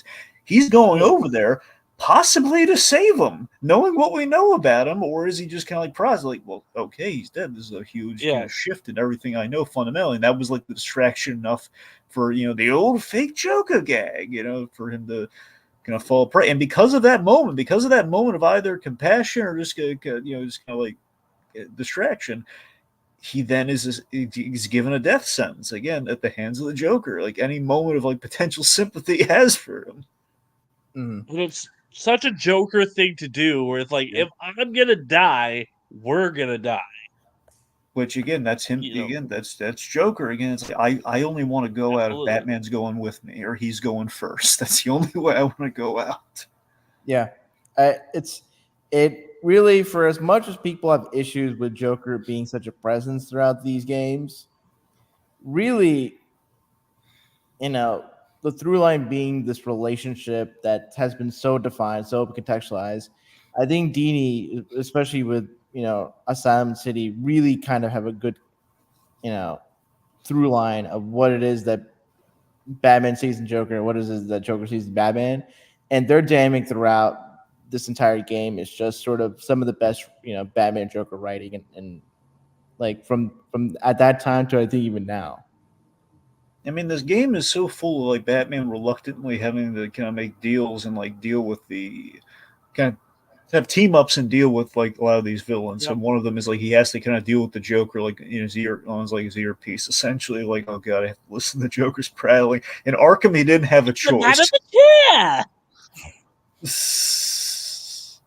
A dear friend, Mister Freeze. Yeah, you got to go over there. And the whole like one of my favorite gags with this, by the way, too, is like after he saves Vicky Vale, it's like he's like giving him dating advice. It just Well, cracks me up. By the The way, Joker very, is very, always the best when yeah. he's funny and terrifying. Oh, You yeah. know? And Mark Hamill rides that line in this game perfectly, where at one point you're pissing your pants with fear and the next with laughter. Yep. Mhm. The Like, there's fact that just he that one shipped his clip that blood. he's just leaving like a million messages for Batman. Like, hey, pick up, pick up. You know, it's just like he's calling like he's a buddy that you just don't want to hang out with. Exactly. Also, Jacob points out, Protocol 10. Never heard of it. It's the utter gasp. But he has no idea what Protocol 10 is. He doesn't care. It's kind of the He point. really Everyone's doesn't distracted. care about Protocol 10. Nope. Yeah. Or Hugo Strange or any of that. All right, let's see. So I bring this up because this was kind of the first time it was really interwoven. Really was during this scene. It was like right, which I really wish they kind of shifted it a little bit. Honestly, I wish Batman gets knocked out, then he wakes up in the chair. I kind of wish, between those two moments, we had the Catwoman stuff kind of start up again. Basically, the Catwoman stuff's roughly it's done in 3 acts. You have the opening, with the painting and the vault and everything. Then we have the Batman gets knocked out, and we see Catwoman like sees she wants to get into like the big Arkham City vault to steal stuff and get out of there, and she goes to Ivy for help. And then later on, we have like the big kind of Sophie's choice, the Selena's choice moment later on. Now, I kind of wish that happened after Batman got shoved out the window. Like I kind of wish he was shoved out the window, then knocked out that way. Like. But then again, I guess the fear was like he would have been knocked out too many times. I don't know. I just feel like that's where you want to cut away to, okay, what's going on with Selena? That was a huge moment. We kind of have to decompress for that, because that was a huge plot point. It was like the end of Act 1 kind of moment. I You just wanted love a breath. I just love how, like, for Catwoman's progression in the story, Batman just has to suffer like multiple concussions and is at the high risk of CTE. Yep. Well, All right, let's see. So the iceberg lounge in the museum is where we go to find Mr. Freeze, and we kind of save the under. Again, I like that Gordon, even though he's not in the game, he has a presence where you have the undercover GCPD officers. And again, Yeah. the Conroy's performance. Again, we have a lot going on here. We have like getting some bon view on Bruce Wayne. We're having like the finality of a Batman Joker dynamic where they're kind of reaching the end of the dance in this game. And we also have, Batman. Arkham City's starting to get to him because he's seeing all this corruption. He's seeing the criminals run rampant, and Strange made it happen. And Bruce, I think, kind of blames himself to a certain point because some people have kind of drawn the connection here that I kind of teed up in the first talk that, Bruce Wayne, again, he donated like a whole, like, he's on the Arkham board. He's donated to like the Thomas Wayne like medical wing of Arkham Asylum, Yeah. and all those horrible experiments that Hugo Strange most likely performed on these inmates and everything, and kind of did all this in the first place. Again, I think Bruce Wayne blames himself, so he's really ticked off, and we get a lot of that to the surface here with the Penguin, where you see like he's so pissed off at the Penguin that it's awesome. Or he's just saying like. He's like, I was here for freezing the cops, but now I'm taking you down too. And the whole like, please don't hurt me. I can't guarantee that. Like, he just wants to kick the crap out of the Penguin. Who can blame him? Such a sawed off little so and so. I mean, the fact that he took down a guy like Solomon Grundy, I feel like Batman is just ready. He's ready to throw it down with the worst of them, and that I think that's kind of the like, and he's at death's door. And that's like, I think the craziest thing about Batman in this game is that he's deathly ill, but yet he's able to fight off an immortal an immortal leader of a clan of assassin ninjas. He's able to fight off a undead animated brute. He's able to fight off a British gangster with an umbrella, a shark. Does he have an umbrella? Well, he's using the umbrella to like shoot like missiles or whatever, but doesn't like use the umbrella like for like hand-to-hand combat or anything like that because like Batman kind of overpowers him and knocks him off. But it's as mentioned in the last game, and especially this game, is that there is a sheer power of will that just makes Batman seem superhuman to the average person. And Well, again, that's the thing to aspire to with the DC characters. In Batman's case, it's super willpower. mm-hmm. and money. Well, yeah, too. A lot of avarice. Lots of money. Yep. Now, do you guys like the glass bottle instead of a monocle for the penguin? Yes, I want to talk about that. So, a couple things with this penguin. So he's again the broken bottle is again exactly what Rohit was talking about, where he kind of blended the two, a huge aspect of the animated series, which I always like, and I really wish we kind of acknowledged in the revamp of Batman the animated series with New Batman Adventures, is that I always like to think, and this is kind of a mini tangent with it's in connection with this. I always wish that we acknowledged that the Penguin had work done in that show, which is why his fingers are unwebbed and that's why he looks different. But we never acknowledge that. That's just me. That and what happened with Ivy. Those are the two things I wish they acknowledged with the revamps. But aside from that, if Hush was a thing in the '90s, you could have had retroactively had Thomas Elliott been the one to do surgery on Penguin. Yeah. Exactly, but anyway, so in regards to this though, I like that we've combined the whole mock sophisticate aspect of the Penguin, but we've kind of put it through the gritty PG-13 kind of Arkham view, which is like, okay, so the mock sophisticate in Batman the Animated Series classically was okay. He's very erudite, he's very elegant, but he's a small timer working his way up, as we saw with stealing Fabergé eggs and everything. Basically kind of the DeVito-esque Penguin is that he is, it's like bird of a feather being the better example, where he does lump himself with high society. He is very elegant in how he speaks, but again, he's still kind of like he's like eating sardines at the restaurant kind of thing, Mm-hmm. And here again, it's a great kind of like gritty version of that, where okay, he keeps he doesn't have the monocle, but he does amass that power, and he has it like jammed in there. It's this very gritty, horrific looking thing, but he's the top of the heap as far as the black market goes. Like he is, especially in this no man's land Arkham City kind of place. He's the go-to. He's he's the guy you go to get things, and they've done kind of almost like a magpie kind of bird-like thing with him, where he has like a kleptomania about him, where he has to own everything. He has to have these things. Everything's on display.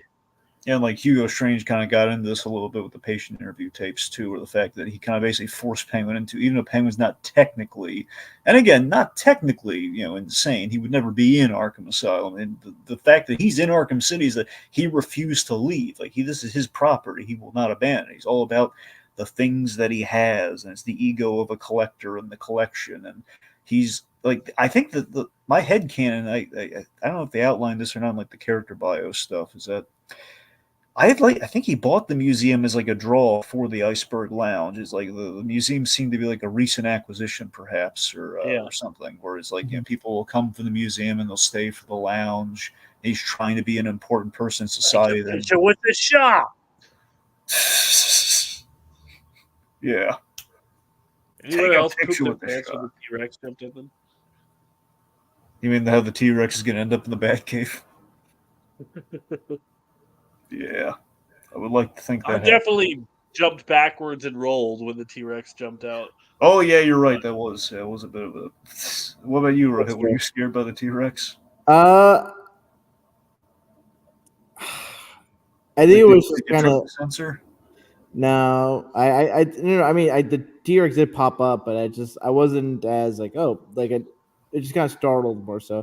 I mean, I was more scared when like the shark jumped out of the water and tried taking a bite out of you. Yeah, and I was like, okay, I gotta like just button mash, just please don't get eaten by the shark. I just love like the nod to Batman 66 with him fighting the shark. Well, every single Batman fan had the exact same thought at the exact same time when that happened. Use the shark repellent. I feel like, yeah, where's the shark repellent? Like, you watch playthroughs, like, I think Angry Joe in his review, he shows that clip and reacting to it. He's like, where's my Batman shark repellent? And it's just like, to unite fans for that moment together to pay homage to that craziest 60s Batman moment, it's like, it's just so good. Oh, yeah. Anyway, so again, I just love everything we're doing with the Penguin here. Again, I love the whole Bob Hoskins kind of vibe. We have like a Christopher Lee Hugo Strange of a Bob Hoskins-esque Penguin. and he's they have like this whole battle royale, kind of like almost like the Dark Knight Joker auditioning thugs. The whole like we're gonna tryouts here, where that's how they're gonna get the job by killing you, and it just escalates from there to like to Grundy, which Grundy is a nice like Grundy's a warm up and a foreshadow for Ra's al Ghul in terms of the undead, kind of like like the reanimated component. Yeah, and not only that, but like you mentioned, Dragon, like very early on in this video about how this, there's sort of an intersection between Paul Dini's sensibilities in regards to Batman and Scott Snyder, and I think it's funny you mentioned Scott Snyder because I think like he starts his Batman run in the same around the same year this game comes out. So Yep, same year to yeah, 2011. so it's kind of an interesting parallel thinking for both Snyder and Paul Dini to kind of get into sort of the history of Gotham City and how that impacts sort of the villains and especially with the likes of Ra's al Ghul being such a character that has a long lifespan, and how that factors into his sort of viewpoint about Gotham being worthy of saving, or in this case, worthy to die. Yeah. All right, let's see. So yeah, I guess just kind of bleed into that a little bit more because we've already kind of talked a little about Wonder City, but it's a clever idea of just because basically the next thing we need is like we freeze and we need Ra's al Ghul's blood, and we set up an Arkham Asylum, and well, Ra's body disappeared, so I mean either they have his body or he's back walking on two legs. Mm-hmm. So we basically see kind of this Lazarus fueled utopia of Wonder City, which is a really cool design component, by the way. The fact like Rich goes about the environmental kind of friendly kind of stuff, where it's basically a steampunk kind of Lazarus fueled utopia. And we as we're doing this, we have like the whole Batman's dying. He's in like the recesses of like basically a failed experiment, and it's like Hugo Strange confronting Batman with all his failures and everything. We have like, as we mentioned, we have like the haunting Easter egg of like the parents, the parents' murder site, and now we have like Batman on his deathbed hallucinating the ghost of his parents, calling him into the light, which that was utterly haunting to me. Oh man, I wish there Yeah, was no, that moment was chilling. I wish there was an option, kind of like how for like the last component of Selena's portion of the game, where she could have had a choice to have gone, say Bruce, or even left like Arkham City. It would have been cool if that moment you could have decided, like there was an option like go into the light or just stay where you are, and that would have been interesting to see. Like okay, just he just goes in the light and then just Batman's dead, but. I what I appreciate for that component or that portion or that time in the game where you're exploring Wonder City is sort of this like green luminescence, like you said, Dragon, with sort of the ecological message of it all. But also it's just basically Ra's al Ghul is a character that's adored with green cape, and there's sort of this green aesthetic that just permeates Wonder City, especially even just the robots that come in. Yeah. Yep. Rohit, sorry, I thought of your moment that you just proposed that if you would just walk into the light, I'm getting a funny image of like Batman in a swing getting pushed by his parents, like wee, wee, just like No, finally getting to relive all those childhood moments he no. didn't have. It's like little Bruce, but he has like a a fake Batman mask on his face, and he's just like eating popcorn as he's watching like the Legend of Zorro ad infinitum. That's just Or how the Gray Ghost. yes. Well, no, and no, because it was Zorro. It was Zorro. Yes. No, I know it was Zorro here, but it was, that's what he also watched as a kid in the animated series. Well, at home he watched The Grey Ghost with his father, and then they went to the movies with his parents. Like anyway. Honestly, it's kind of heady when you think about it. The Grey Ghost is what inspired him to see Zorro. Yeah. I mean, if you think about it, is the fact he's he really likes this Grey Ghost character, and so he's gonna love Zorro. Let's take him to the movies. In an alternate universe, little Bruce watched a variety show and then just inspired to be a comedian. And in that universe, Joker's person gets all dark and gothic. He's just like a goth, and Bruce is a comedian. Nobody's a superhero or villain. They're just opposites in a different way. That's such a boring universe you just described to me right now. There's a million billion universes. That's So just like Bruce Wayne is Clown Man, anyway. and the Joker is just the goth. Anyway, Well, this was a worthwhile deviation. Okay, so let's see. I would like to see a Batman game where it's entirely played in the Bruce Wayne skin. Well, to be fair, that was actually a pretty cool aspect of this game. Like Bruce Wayne's like breaking the Penguin's hand and everything. It was pretty fun. I feel like we would just trip out when you do the gliding moments of the game. Oh yeah, you're right. That would It's just that like he would doesn't have like any. every time you try to glide, he just falls. I'm falling.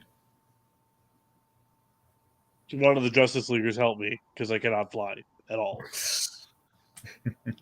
Anyway, You can't use detective vision because it's just him as Bruce. So I appreciate that reference, Laser. I remember he was just falling completely and then he had to be saved. That was great. Mhm. yeah. Yep, with style. He's falling with style. That's right. That's right. All right, anyway, Talia, wonderful Stanacatic. Excellent casting. Look, Talia was always my favorite love interest for Batman. I don't. Not a lot of people agree. I love her. I thought she was well represented here. Good femme fatale vibe. Like to an extent, she's not really sinister, but she's basically it's temptation.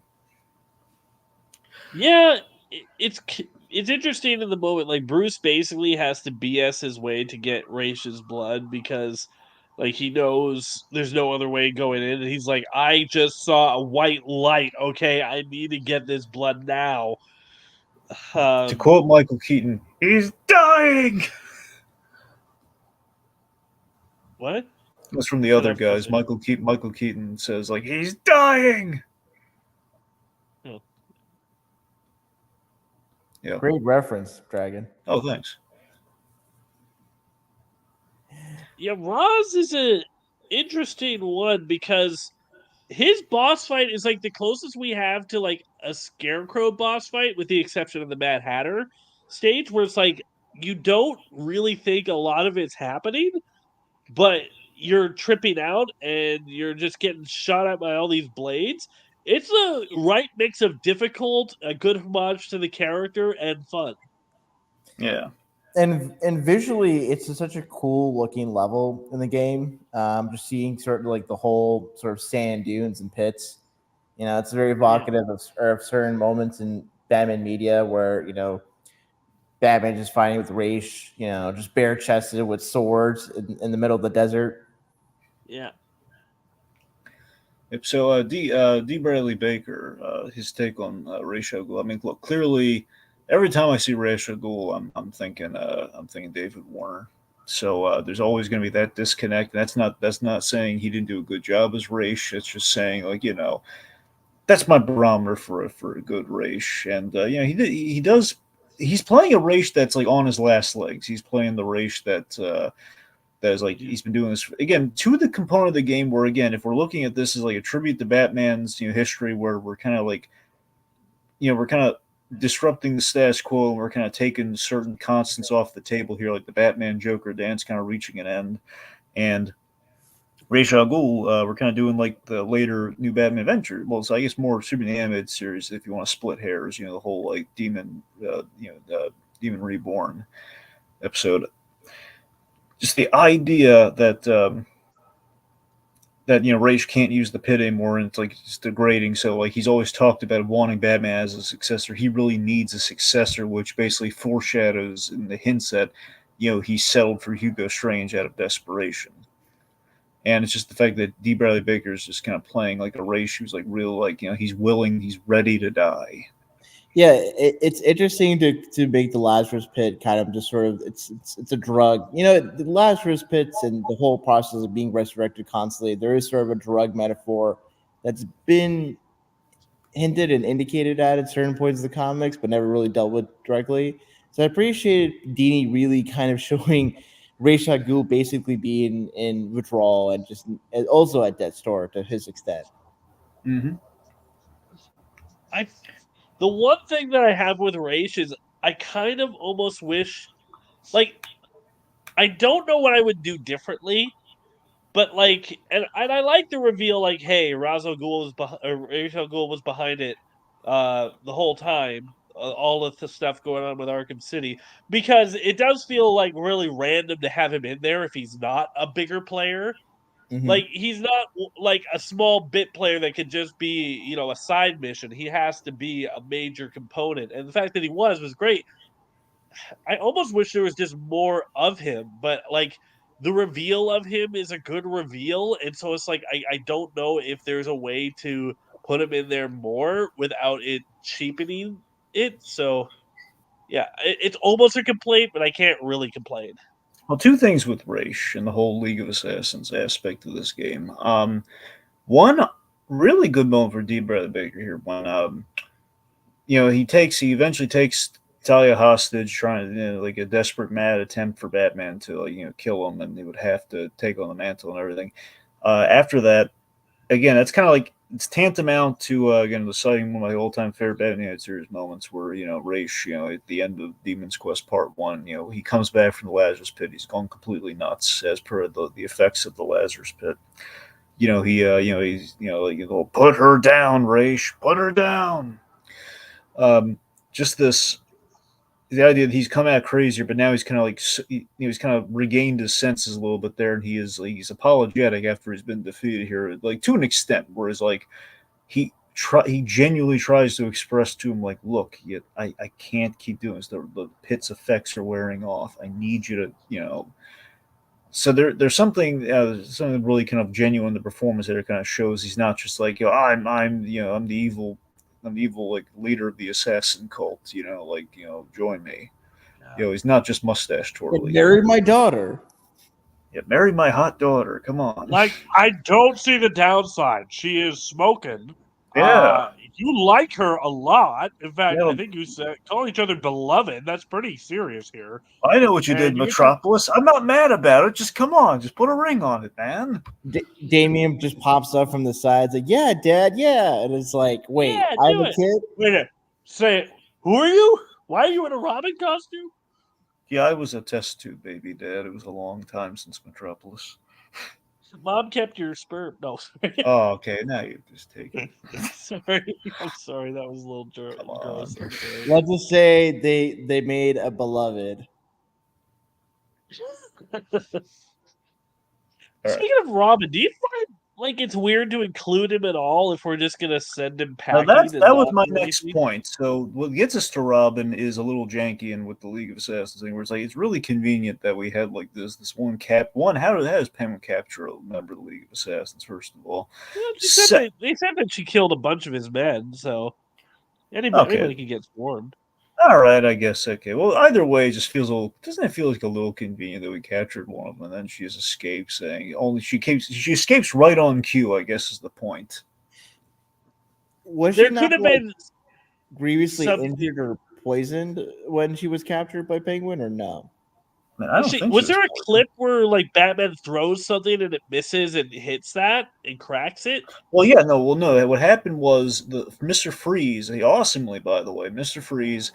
He's really ticked off at the Penguin. He throws him into that display case, which that's where the crack came from. I'm not saying that I'm not saying that it's unbelievable that she escaped. I'm saying that she escaped conveniently for our story's sake, right on cue. Like, okay, she chooses now to escape. The moment Batman says Ra's al Ghul, and then like she wakes up. Okay, that's it. I'm here long enough. I'm not gonna wait till everyone leaves. I'm gonna do it right now, so Batman Right, can but it see wasn't me and broken track me. before.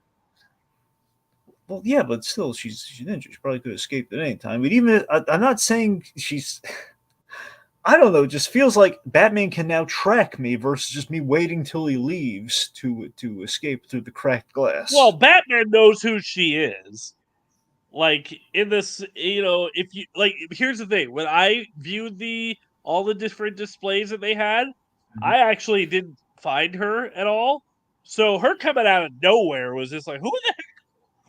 But if you find her display, like Batman obviously knows her markings and knows who she is, so he would probably question her or try to find a way to track her or knock her down anyway. So Yeah. But anyway, So Robin shows up during this section, and it feels So, but the design on this kind of grown up Tim Drake Robin again kind of adds the whole like finale that time has passed in our Arkham-Versary, which is kind of interesting. Because we already said we have an Oracle, so we know Killing Joke happened, and then we later on we're going to confirm this. But Jason, the whole Jason Todd affair happened with the presence of Tim Drake Robin, so we know that. Mm-hmm. So this is I mean, his role is nice, but it's just very much like Batman. Okay, so he's only in here for Batman to distance on. So the Bat family in total kind of gets the shaft here. Really, Oracle, and thankfully Alfred's in this game, which was really nice. Yeah. Alfred actually makes a big call later on. He says like, "No, I'm not telling you. Nightwing You're not." gets Fight Pit Room DLC. I'm sorry, what about it? I'm just saying, like that's the only way you could like Nightwing's Incorporated is that you can play him in the fighting arenas in the mansion. That's about it. Mm-hmm. Yeah, but that's the thing is they really don't do much with the Bat family here, with the exception of Alfred has a kind of more of a presence on the on the comm link where he's basically he does make a big call there like, hey, no, we're not letting you go after Talia. You gotta stop Protocol 10. I love that moment from Alfred. Yeah, because like he's basically saying, no, you don't get to be Master Bruce right now. You're Batman. Do what Batman would do. Very nice. And again, I love the concern on Alfred too, like the whole thing, like just this moment, like I've been poisoned. Well, go get it. Like, go find the cure. There's a lot of care there from Alfred. He's also he's making the grown up decisions too for him. I was watching a Let's Play of Arkham City, and somebody didn't go to the Mad Hatter mission until the game was over, like until they did all the main stuff. And I'm just like, the prompt for that is, hey, we made a cure, here, come get it. And I'm like, why would that not be your first priority? The moment that thing came up on my screen, I beelined for it. Yeah. And like, sure, it was a trap, but you didn't know that. Maybe this person consulted the IGN wiki and is like, "Yeah, this mission is boring. I'll do that after everything else is done." Boring? You're a Bat Buddy. One of the best visuals in the game. It is a lot of fun. Yeah, that's the thing. It's really sloppy though. It's like he injects after he's been, hey, I've been cured, more cure, right? I'll double immunity. It's not even like, hey, I'm gonna take the cure and then just so I have something to give to the Gotham hospital. He knows he got to inject it into him. Anyway, so yeah, it's just basically like Robin shows up, and it's just basically like it's kind of an unceremonious, like, get out of here, Robin. We don't have room for you in the game. This ain't gonna get co-op. You're not gonna show up in the co-op game till Gotham Knights, and by then no one will care. Yeah, well, Arkham Knight. Oh, right. Well, it depends how you. Yeah, like as a co-op game. Yeah, you're right. No, I get what you mean. That's it's Batman Arkham City, not Batman and Robin Arkham City. Yeah. All right, so just I guess in general too. So we had like a bunch of our side quest stuff. We already mentioned a bit. So Bane is hunting for Titan, which it's a little bit of a throwback. It's a very light nod to Bane's role in No Man's Land, where he shows up and he's like not necessarily an enemy of Batman. So we kind of have a bit of that going on. Deadshot. I love that Deadshot is like we kind of set him up at the very beginning, where he's like like finger guns. You're on my list, Mr. Wayne. Yeah, so the idea there, again, nothing wasted. Deadshot's been hired by Hugo Strange to take out the political prisoners, so again, they don't end up like... so many cameos in that opening scene. Like, there's Deadshot, there's Jack Ryder, there's Azrael watching over you on the buildings in the background. Yeah. There's so much of that one... There's Black Mask getting beat up. Mm-hmm. Like... Side note, I was just thinking right now, I was like, I'm actually a little disappointed we never got to see Jack Ryder as the Creeper. Like, we set up his character in the first game, we showed him in the second game. You'd almost think there'd be a side mission where he was just, like, being like a vigilante that you had to take down because he was too I gotta be violent or honest. The something. part of me would like to think that had Dini had stayed on for a third game, Jack Ryder might have had a little bit more to pay off like that. At least the beginnings of the Creeper or something. I don't know. I'm just trying to figure out like how it would look visually. My gosh, he could have just been one of the Joker victims with the toxic. Yeah, that's the thing. He could have. I mean, I hope we didn't put him in like the weird speedo, but it would have been would have been something. Instead, yes, you're right. Instead, we got Deacon Blackfire because everyone likes Deacon Blackfire. Hey, Batman the Cult is a very underrated Batman story. I know it's an underrated Batman story, but come on, no one's like like Deacon Blackfire. You would have preferred Maxie flipping Zeus. Yes, and we saw his building in this game. Look, there's nothing wrong with Blackfire. I'm just saying, like Lazerdude said, give me a choice between Blackfire and Maxi Zeus. I'm going Maxi Zeus, man. Come on, going delusional like Greek shipping magnate. What if I had King Tut over Deacon Blackfire? Yeah, okay, yes, absolutely. King Tut over Deacon Blackfire anytime. At least you'd have like a cool Pharaoh themed level. Yeah, in Egypt. Yeah. Anywho, let's see. We already talked about the Mad Hatter stuff. Let's see. Again, I like that we're saving people, like being mugged. So that's great. Of course, Batman fundamentally, again, he's all about preventing mugging. So that's very it's very on brand. Let's see. So I guess the other. Well, I was just gonna say, I like how a lot of the side missions, even if you don't fight, there's still something unique about it. Like I was playing a little bit yesterday, and I did one of the Zaz missions where you're just hearing his life story. You have to zoom across the city to find another phone before he kills somebody, and then you just hear him talk, and he's just like hauntingly creepy all throughout it. And even though it's a simple little side mission game where you have to follow the cursor and like it's not that difficult, like the voice acting and everything keeps you interested and wants to do it, even though it's something super simple. Do you know why that is the way that is? What? So Paul Dini loved in the first Arkham game how Zaz feels like like someone who actually be in an insane asylum. Had he broken out and something horrible happens. Like Zaz feels like a real world kind of like again kind of a serial killer kind of thing. Yeah. With Batman. So basically, this is him expanding upon that desire that he had in the first Arkham game. Like, okay, if we're gonna have someone is like a side, if we're gonna do like a kind of like a side story there with Zaz, this is the way to do it. Where he's gonna be like a serial killer taunting you to catch him. So it was really thought it was like kind of feeding into something that he really liked with that character here. Correct me if I'm wrong. You don't get to like fight him in the end, do you? You put him in a cage. Sneak up on him. Yeah, basically you mousetrap him.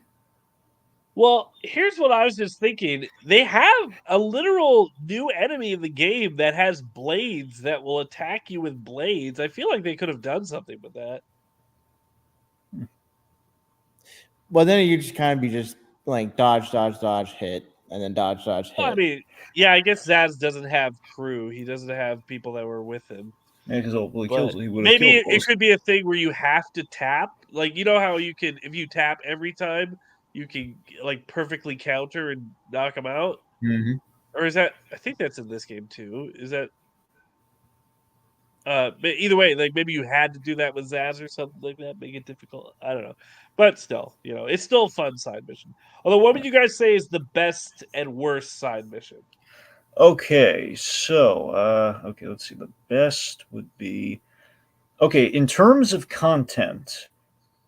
Well, actually, scratch that. I mean, I really like. I'm not saying it's the best, but I really like the Hush tease as a tease. Now I know in retrospect it doesn't pay off well. I know that. I'm just saying in terms of my viewing experience, I love just Conroy playing like this. One, getting Hush, period. Like realizing the identity thief thing is Hush, and if you're thinking like it's Hush, maybe Professor Pig or somebody, it's Hush. And then I totally thought it was Professor Pig. I mean, that's the thing. It was like a 50-50 shot at that. And then you realize, oh my God, it's Hush. And not only is it Hush, like we're doing the full Bruce Wayne. Because here's the thing, Paul Dini wrote that. Heart of Hush. Wrote Heart of Hush. He did a really good job at it. And I was really excited. Oh my God, Dini's writing Hush. And now I was like, Hush, it's like the Bruce Wayne faced Hush. And you had this great kind of ominous thing where it's like, he sounds like he's going to be a menace and a force to be reckoned with in a future game. And I thought that was just in terms of a reveal, that was my favorite. Best, I mean, is probably if you count the Riddler stuff as side stuff, because the payoff to that's really good. You actually get to see the Riddler and stop him, and we kind of put him in a death trap of his own making, which is really cool. Mm-hmm. I got so frustrated with that one riddle that is basically the Monty, the switcheroo. I didn't do detective vision for so long, and I'm just like, why? I can see it because I'm actually really good at that. I can follow the fastest sort of thing. I can follow it really good, as long as you're not like someone who's like accidentally cheating or something. Not accidentally, but you know what I mean. But and it's like I was getting it wrong, and it wasn't that hard. And I was like, "What are you even doing?" And then it gives you a hint, like, "Okay, maybe use detective vision." And then when you see it, you're like, "Oh, okay." Yeah. Well, look, as far as Jacob in the comments says, best Deadshot, worst Riddler. I mean, look, I like the ending of the Riddler thing specifically. I think in terms of which Psycho is actually the best one. I mean, Mad Hatter, I think is that's basically your meat and potatoes. That's your Scarecrow equivalency. That one's probably, I think, it's your one. It's a one and done, but it's very pretty. Yeah. I think for me, I guess really for me, best and worst, I think it would be my most favorite, least favorite. I think least favorite's like, as I mentioned, the air training. It's not. It's just like fetch quests and glide here and there. I think Bane is probably the worst in that it just doesn't feel like it adds much. You don't get any insight to Bane as a character. You're just kind of like eliminating Titan, and does kind of close off that particular plot line from the first game. And my favorite, beyond like Mad Hatter's a good one. I really like the vibe and sort of the like ambiance of Azrael's side mission. So that's the thing, okay? The Azrael stuff is it's major build up for a third game. It's in hindsight. Like you're saying, in hindsight, it's sorry. It's in hindsight, it's kind of like it's kind of Batman on a path, kind of like kind of like the Nolan stuff, where we are building to an ending. It's kind of the realization, okay, whatever this next one is, Azrael's kind of foretelling. It's the end of like a trilogy of games. It's the end of it all. So you're right, the ambiance is there, but in terms of like adding to the plot, though, really we don't add anything there. We're just basically saying something cool's around the corner. So I think de facto it's de facto it's the worst, but it's cool though, and I don't dislike it, but it's just like in terms of like what we're doing side quest wise, like I think for me, what I appreciate about it is that Azrael is specifically a character that was made in the '90s that isn't really referenced outside the comics. Well, to be fair, Azrael's a hard sell, and even so, I personally there's a lot of baggage with his character. Honestly, the most I've liked Azrael is his cameo in this game, and like the supplemental comic stuff in the Arkham-Verse about Azrael, and I think Curse of the White Knight. The only times I've liked Azrael. Every other time is usually Azrael is honestly Dini has penned Azrael in the the Adventure Continues comic, and that's like the only time I can ever. Okay, this is a solid sell in Azrael. Everything else though, Azrael's always convoluted. Like, why would he let this random stranger be Batman? I never bought that. To answer the question myself, I would say best for me is Mad Hatter, just because of the visuals and the creepiness of the character, and the visual of just Batman with a bunny mask. I was gonna say, I think one of the most like nothing really happens is Nora Freeze's side quest, which feels like it's almost just there out of necessity. You just go into a room, beat up a few thugs, and then that's it. Well, that's the thing. Some of these side quests too. I mean, some of them I'm thinking like Nora Freeze and the AR stuff don't really count because that's like factoring into the game mechanics, and more. The other one is like an actual plot thing. You need to find Nora Freeze. So I don't know if that barely feels like a side. You could not find Nora Freeze and finish the game. It'd be really mean though if you didn't find Nora Freeze. Considering how much Freeze was a dick to you in that boss fight, he kind of deserves it a little. So okay, I want to talk. Can we? Yeah, we gotta talk about. Okay, so first of all, probably best boss fight in the whole game. It's the Mr. Freeze boss fight. One of my top 5 best boss fights in video game period, and I don't even know where I would put it there. Fantastic boss fight, but there is a story dilemma here. Why on earth does this boss fight happen? Nora's missing. Yeah, and And Batman. You think okay. Batman's not going to find her? Like, why did Mister Freeze suddenly go turncoat on Batman? They worked Oh, together that's up to this point. insane, There's only one very small reason I can possibly think of, and it's really petty.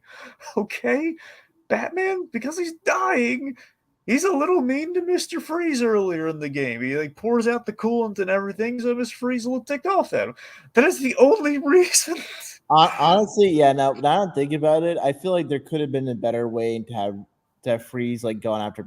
Honestly, it could have been. That's the only fault in that No, boss fight. it would have been made honestly. It made more sense if like Joker had like Nora Freeze hostage, and it's like if he doesn't do it, he'll kill her right there and then.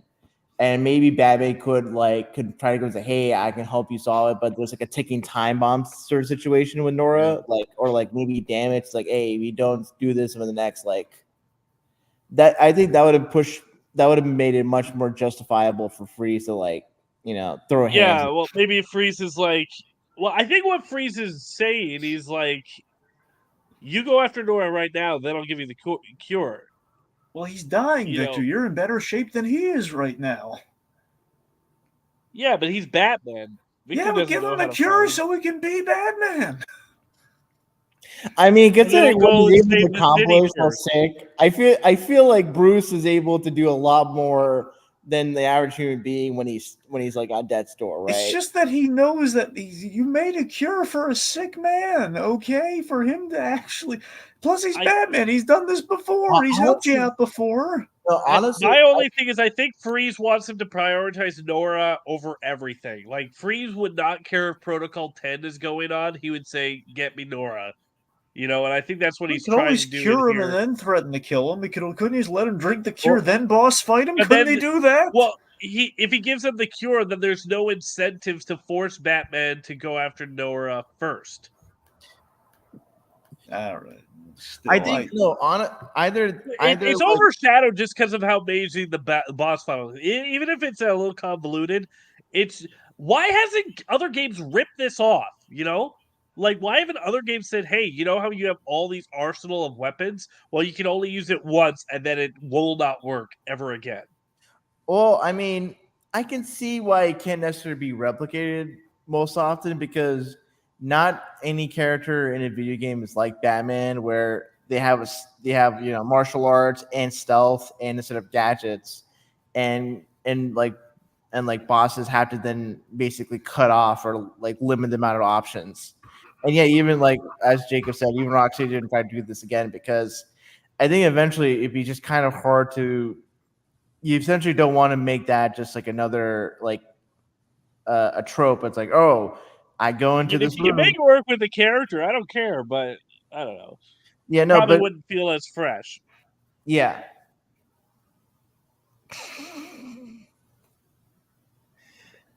Oh man.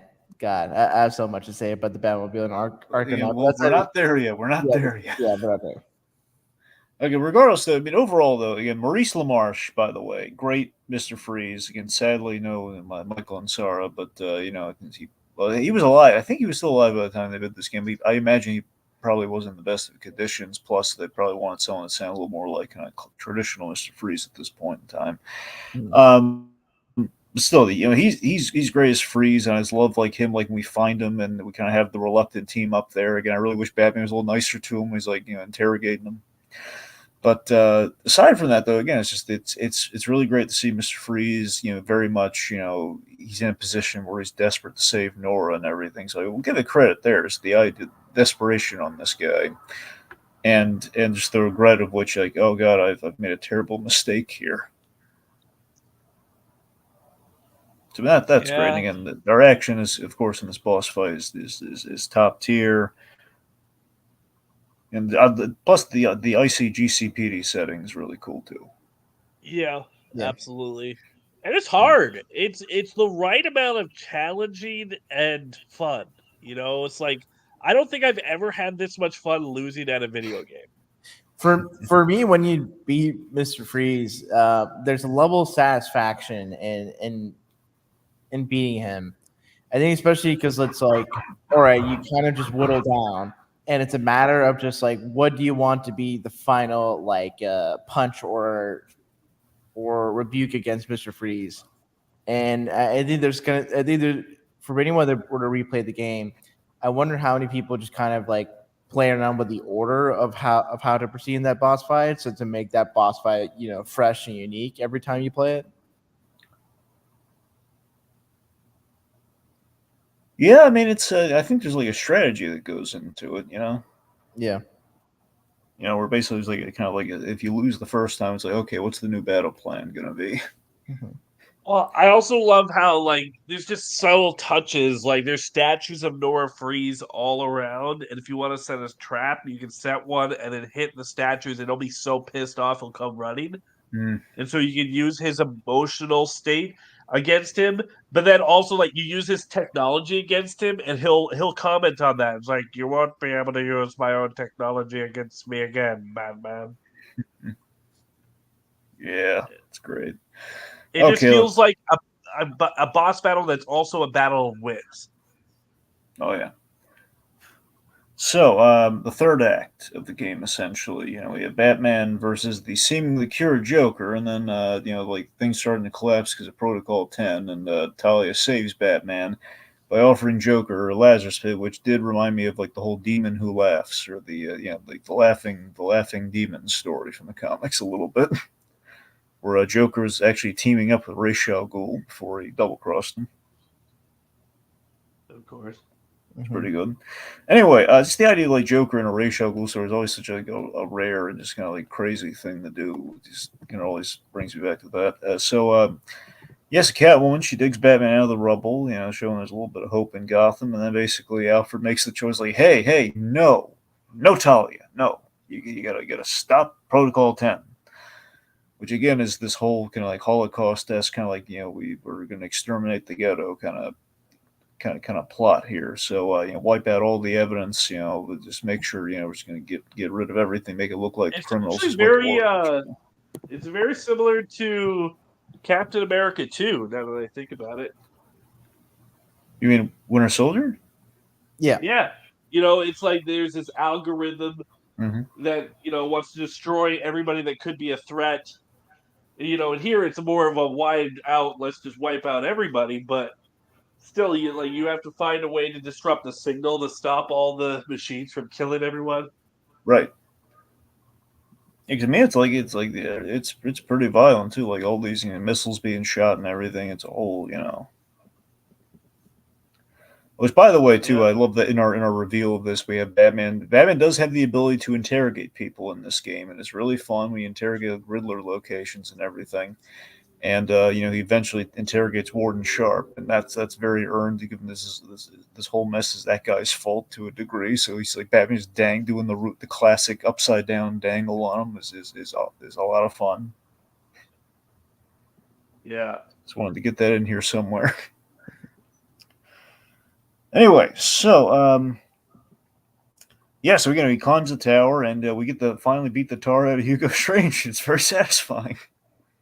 Yeah, it reminds me of like those newer Donkey Kong games where at the end of the boss battle you just shake your nunchucks around and beat the crap out of the bosses.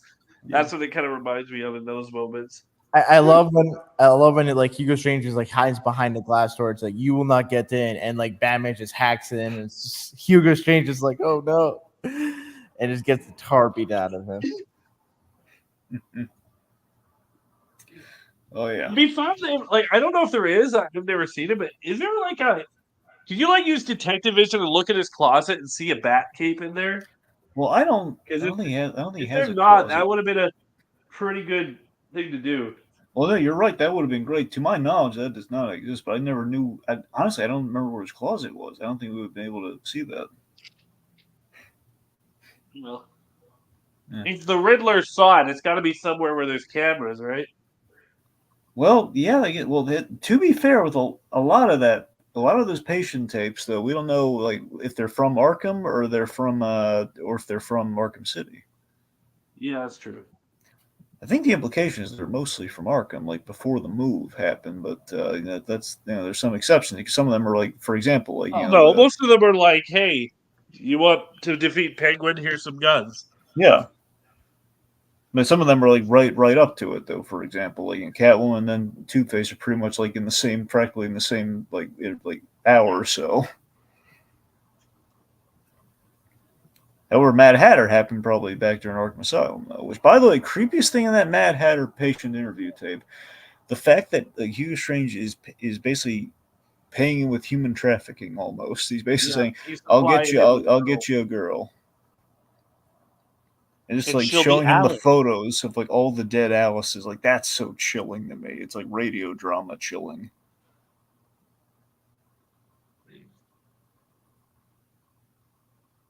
Anyway, so so we're going to reveal the whole Ra's al Ghul being the benefactor of Hugo Strange, and he's very disappointed. Hugo Strange, kind of coming close but not surpassing Batman.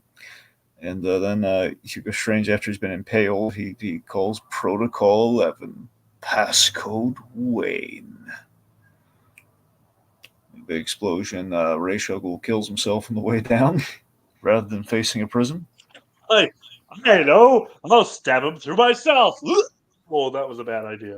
Yeah. Well, he'll be back. Yeah. Well, no, I mean the Arkham games are basically done, right? So unless he's going to be in the virtual reality game, but Well, no, he's in Arkham Knight, Lazerdude. I haven't played. Is that DLC or? Yeah, DLC's in the DLC for Arkham Knight. I've never played that one, but okay. Spoilers, but no, we get. All right. Anyway, so again, we end things at the Monarch Theater. So again, it goes full circle here. Again, I love that Batman has, he's going back to the site of his creation, essentially, with that movie theater. Yeah. Nothing but bad stuff happens to him there. That's do why love he's is like right back where everything started. Alfred, And they're we even only playing the stream here. We Master don't go to the Zorro. theater. We only stream. Alfred's like, Master Bruce, how do you feel about a home theater? It's like Batman just has PTSD flashbacks. He leaves the theater, the whole movie theater, with Dick and Alfred, and he's just like guarding them as they go to their bedrooms. Everything's clear. Everything's clear. Bruce, we're in our own house. It's clear. Okay. No, I do love that it's in the theater where his parents died, and I love the twist. It's one of those things where it's set up just perfectly for comic book fans, and even has the thing where, as we talked about in the last video, where Basil Karlo was on Joker's list in Arkham Asylum. And the movie playing is The Terror, which is a Basil Karlo movie. Mm-hmm. Yeah. Yeah, and it's also great too. Like Talia kind of set this whole thing up where like, okay, Joker, I'll show you where the pit is and everything, and then she impales him. She uses the sword and kills him seemingly, but it's really like, the moment Batman puts the pieces together, Talia gets shot, and then we reveal Clayface. Yeah, Which and the Clayface, I wouldn't put it on the same level as Mr. Freeze, but it's pretty good. Yeah, well, the important thing is it's an improvement over like Titan Joker. That's the important part. mm-hmm. I love that was I think that was the big choice that Dini made looking back in the first game, or at least Rocksteady and Dini or whoever you want to attribute it to, is the fact of like, okay, look, we need the story ends on the Joker and we're going to maintain that, but boss level wise, we can't just repeat that. We got to spice it up, and how are we going to do that? Well, Clayface, who would be kind of a linchpin of the story in regards to the whole the old fake Joker gag. And I love that Clayface's explanation is a classic Clayfaceism, where it's like, Carlo, why did you do it? Simple, it's the role of a lifetime. Gets to play the Joker, like and he does this, and this whole fight takes place in a movie theater. Yep, it's perfect. Yeah. You know what I was just thinking about, which I kind of really love about, even though Arkham Origins is part of this, we still view the Arkham games as a trilogy and a side game. And I love that because of that every game has an inciting event that leads into ramifications in the next game. Arkham Asylum has Titan Joker, which leads to Joker putting his blood in Bruce. And then Bruce has to then overcome what he is going what he has to overcome that poison in his mind. His Joker is now poisoned and has become a part of his mind. It's like Yeah. every major inciting event in both in the games still leads into the next game. Mm-hmm. Oh yeah. Yeah. Yeah, again, it's just nothing kind of wasted, at least initially for that too. Again, everything does there's a cause and effect at play there. Yeah. All right, so anyway, so we have like for awesome Clayface boss fight, which again kind of keeps you guessing. We have like Clayface, he's doing like the big swinging arm moves that we know him to do. He shapeshifts into a giant ball, and then we blow like the floor out of the place, and we end up back into the Lazarus pit. So just anyways, after all this, we defeat Clayface, and we prevent Joker from jumping the last spin. That's a really important move because again, we can't acknowledge that we could easily revive Joker if need be. Which no, we can't. There's Lazarus Pit's a no go. We have our awesome ending here, which is Batman has the cure. He's taken it, and he is now contemplating. And just Joker calling his head. Is underrated. I don't know if we mentioned this before. Nick Arundel does the score for Arkham City, and he did such an amazing job. And I love the score underplaying like Batman after this long night. You have like the Requiem choir playing like through pretty much this ending onward, and it's just this this great bit of like we all know you're going to save me. I killed your girlfriend. It's not even breakfast. Joker's having a grand old time. He's in the shadows, and he's it's pretty much like a voice in Batman's head, practically. And and just the fact that Joker didn't get Batman to kill him, but he did get him to hesitate. He did get Batman is contemplating not giving him the cure. It's like everything you've ever done has always led to misery and death. Anyway, so then his response to this is like I think there's a running gag, and he pops out of the shadows and stabs him in the shoulder. And I always loved in like the aftermath comic they put out for this. It's called Batman Endgame. Before Endgame was like a willy nilly title we threw around and made billions off of. Mm-hmm. There's like this really chilling there's like two chilling moments that do pay off. Where one they say Batman was stabbed in such a way during that moment that his shoulder will never heal right, which is always like a really great. I forget. I think Derek Friedels. Derek Friedels is an excellent writer, by the way. I think very much I think he might have worked with. I know Nguyen worked with Dini. I forget Friedels ever worked with Dini, but he very much worked in conjunction with some of the Arkham comics. He wrote that, and he did a great job. And the fact of the matter is, it's like the shoulder will never heal right. And then we saw the whole Batman and Gordon at Joker's cremation, which we start off Arkham Knight with. So Yeah. Yeah. And also like the image of Batman holding Joker's like lifeless body. Yeah, that's the Jacob was kind of just hitting where I was going for. Is the duality of man being foreshadowed in the painting, and specifically the painting at the beginning of the game is Kane carrying his brother Abel. Yep. And sort of the provocative idea of Batman being Kane and in a way killing the Joker. But seriously, I love that. With the whole Joker's fate is that it's this endless cycle where Batman will always. Joker knows that Batman's going to save him despite all the terrible stuff that he's done, and Joker stabs him, and it's just this great like the record skips kind of moment where it's like, and the cycle goes on, the status quo gets reset, and like, no, the vial's been dropped, and it's like Joker is in a panic, and as an audience member, I'm thinking, okay, well, could he be cured by just licking up the stuff? Like, is there any hope for? Thing, slurp it up, dude. Grab a straw. Yep, but he's doomed, and then we have Rohit, you brought this up. I believe both of you brought this up. I think Rohit might have been the first to bring it up last in Arkham Asylum.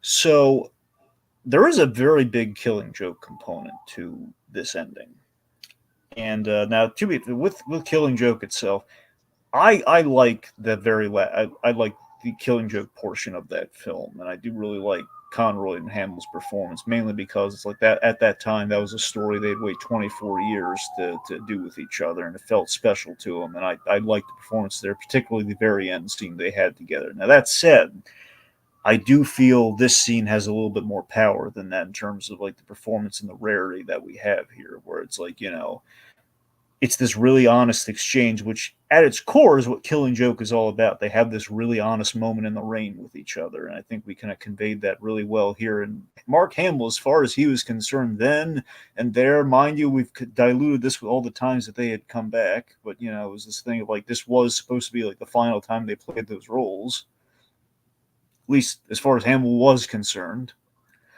Mostly because the character got killed off, man. This thing, just this whole like, what's funny? Even after everything you've done, I still would have saved you. And this Joker going like, that is pretty funny. And he laughs. He gets the last laugh, and it's kind of like a nod to '89 almost. He dies laughing. Well, I do love that, but I think the Joker's laughing, but he didn't get the last laugh. He's laughing because in that moment the joke was on him. Yep. And because like this isn't what he wanted. He wanted Batman to kill him. He wanted, to corrupt him. He wanted to, twist him, but he didn't want this. And then here he is begging on the ground on his knees, and he's just slowly dying. And then Batman tells him that even through all the stuff he's done, he still would have been saved if he just didn't be the Joker. If he just was, if he gave up and threw his hands up and said, I surrender, he would have been saved. And I think he finds that hilarious. But the joke isn't on Batman, it's on him. Yeah. Pretty good read on that. It's great. It's a somber ending, and we come full circle here with the duel, as was said in our comments and by Rohit here. It's goes full circle with the whole duality of man thing, which is Batman. He's lost again. Very very feels so weird and somber that Batman's lost his other half, and Gordon's like asking what the heck happened in there, and he just puts him on without a word of dialogue. He just drops him on the hood of the cop car. Everyone's just kind of like all of Joker's clowns are like gobsmacked and in shock, and it's just just the fact that his other half is the other half of him has died. I don't know. It's just really it's a striking ending, No. and again, there's a finality that we don't really often have with It Batman breaks Joker apart stories. from almost every other thing in Batman media. And I feel like it does it in a way that's poignant and good, and in a way that's like, because like, look, we do find out that they bring Joker back in a way, but the way they do it, I actually think is ingenious. But it's one of those things where the quote from Heath Ledger, "I think we're destined to do this dance forever." Even though unfortunately it wasn't the truth for Heath Ledger, it is how we view Batman and Joker, that they will always do this little dance. And to end it, it breaks open the status quo and opens up so much possibilities. And it was, depending on, everyone has different thoughts on the last game and how they handled it. But like the possibilities were so wide open, or my imagination was running wild. And it, I don't think there's very few games that have hit me like that. Yeah, to go back to sort of the top of the line in regards to sort of the dark like comparisons between the Nolan trilogy and Arkham trilogy, I think the way like in Joker dying at the end of this game, it's sort of like Batman like being willingly being willingly framing himself for the deaths of the cops that were done by Harvey Dent. And sort of like that's to bring the status quo where like, oh, Batman's like working with the cops, whatever. But now it's like he's on the run. He's not being hunted for general vigilantism. He's seen as a murderer, a killer. And there are so many possibilities for where that would go. And I think it's just funny to really talk about it. It's like both Dark Knight Rises and Arkham Knight are both relatively, for certain respects, divisive, polarizing, installments in their respective trilogies. But I think that speaks to sort of the power of where things ended off. Um, both Dark Knight and Arkham City don't end on a cliffhanger, like say Empire Strikes Back or whatnot. But the way it ends, there's such a shift into the assumptions that we have for their respective iterations, those characters, that one can only wonder just where could it have been, where could it have gone, and I think that's always a great thing in a story where it's like, what more could happen. Yeah, I mean, Kevin Conroy, he did, he remarked, I think it's his way of like saying this without really giving away how the game ended. But he said like Arkham City was going to be a lot. Arkham City was going to be a lot like Return. It was going to feel a lot like Batman Beyond: Return of the Joker in terms of like the tone and the darkness. And in a sense, it's, he's very right in that again. So some people, rarely do we kill the Joker, and when we do it, it usually has to feel right. And the very select times in which we've killed the Joker, I mean, at its best, like in terms of like the definitive deaths of the Joker, you have This is number basically one. two. That's what I'm saying. You have the thing about it. You have the two times that Paul Dini has done it. You have Return of the Joker, and you have this. These are like the two. Technically, 3 times since they had to reshoot that scene in Return of the Joker. All right, fine. But you see what I mean, though, in terms of the times we've killed the Joker and it actually meant something, and versus And what's interesting is how like DCU Joker's death is very different from how like Arkham City for Joker, the Arkham City game, is that for Joker, it's like he's laughing at the fact that he's dying of his own mistake. which very similar to Return of the Joker. Yeah, but the thing is, similar. But the thing is, what's unique about, for say, the Joker and Return of the Joker is that he doesn't find it funny. Oh yeah, you're right. Yeah, the whole that's that I love that even though for Batman and Joker they are supposed to be reminiscent of the DCU versions of those characters. That's really heady. It's the same line but inverted. That's really crazy. Yeah, yeah, I didn't like really his thought last about words. Yeah, that's not funny. And specific and the way he dies is specifically different because for Arkham City, it's just by inaction he dies. Whereas Return of the Joker, he's just goading Tim Drake as his Jokerized kid to kill Batman, but kills him. Mm-hmm. And both these two deaths are built upon a mistaken assumption on the part of the Joker. For Return of the Joker, he assumes that Tim Drake is fully gone and it's his. Whereas for Arkham City, Joker assumes Batman was going to let him die, and thus had to like stab him to get the file. Yeah. Yeah, but again, it's also interesting. I was just gonna say, it's in both cases, it's the Joker's mistakes that lead him to his own death. Like Batman still will not compromise. Batman still isn't the person that breaks. It's still the Joker's folly that happens. I was gonna say the only other Joker death that I think can compare to this one would be Dark Knight Returns Joker's death. Oh yeah. There you go.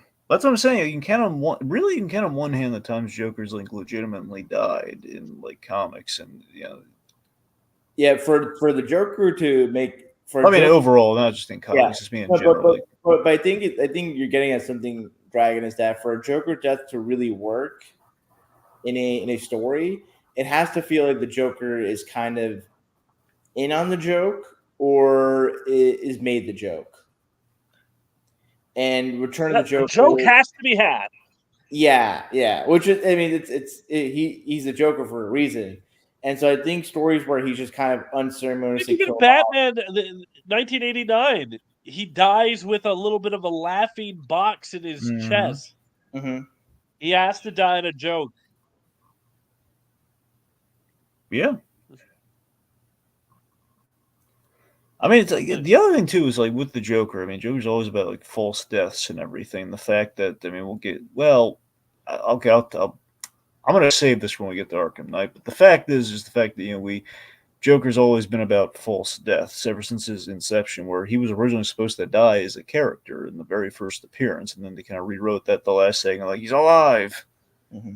You know, I just think it's just so haunting that Batman again is they did this DLC where it's Harley Quinn's revenge, and it very much fell flat. And the reason for that, Dini didn't write that, and it shows.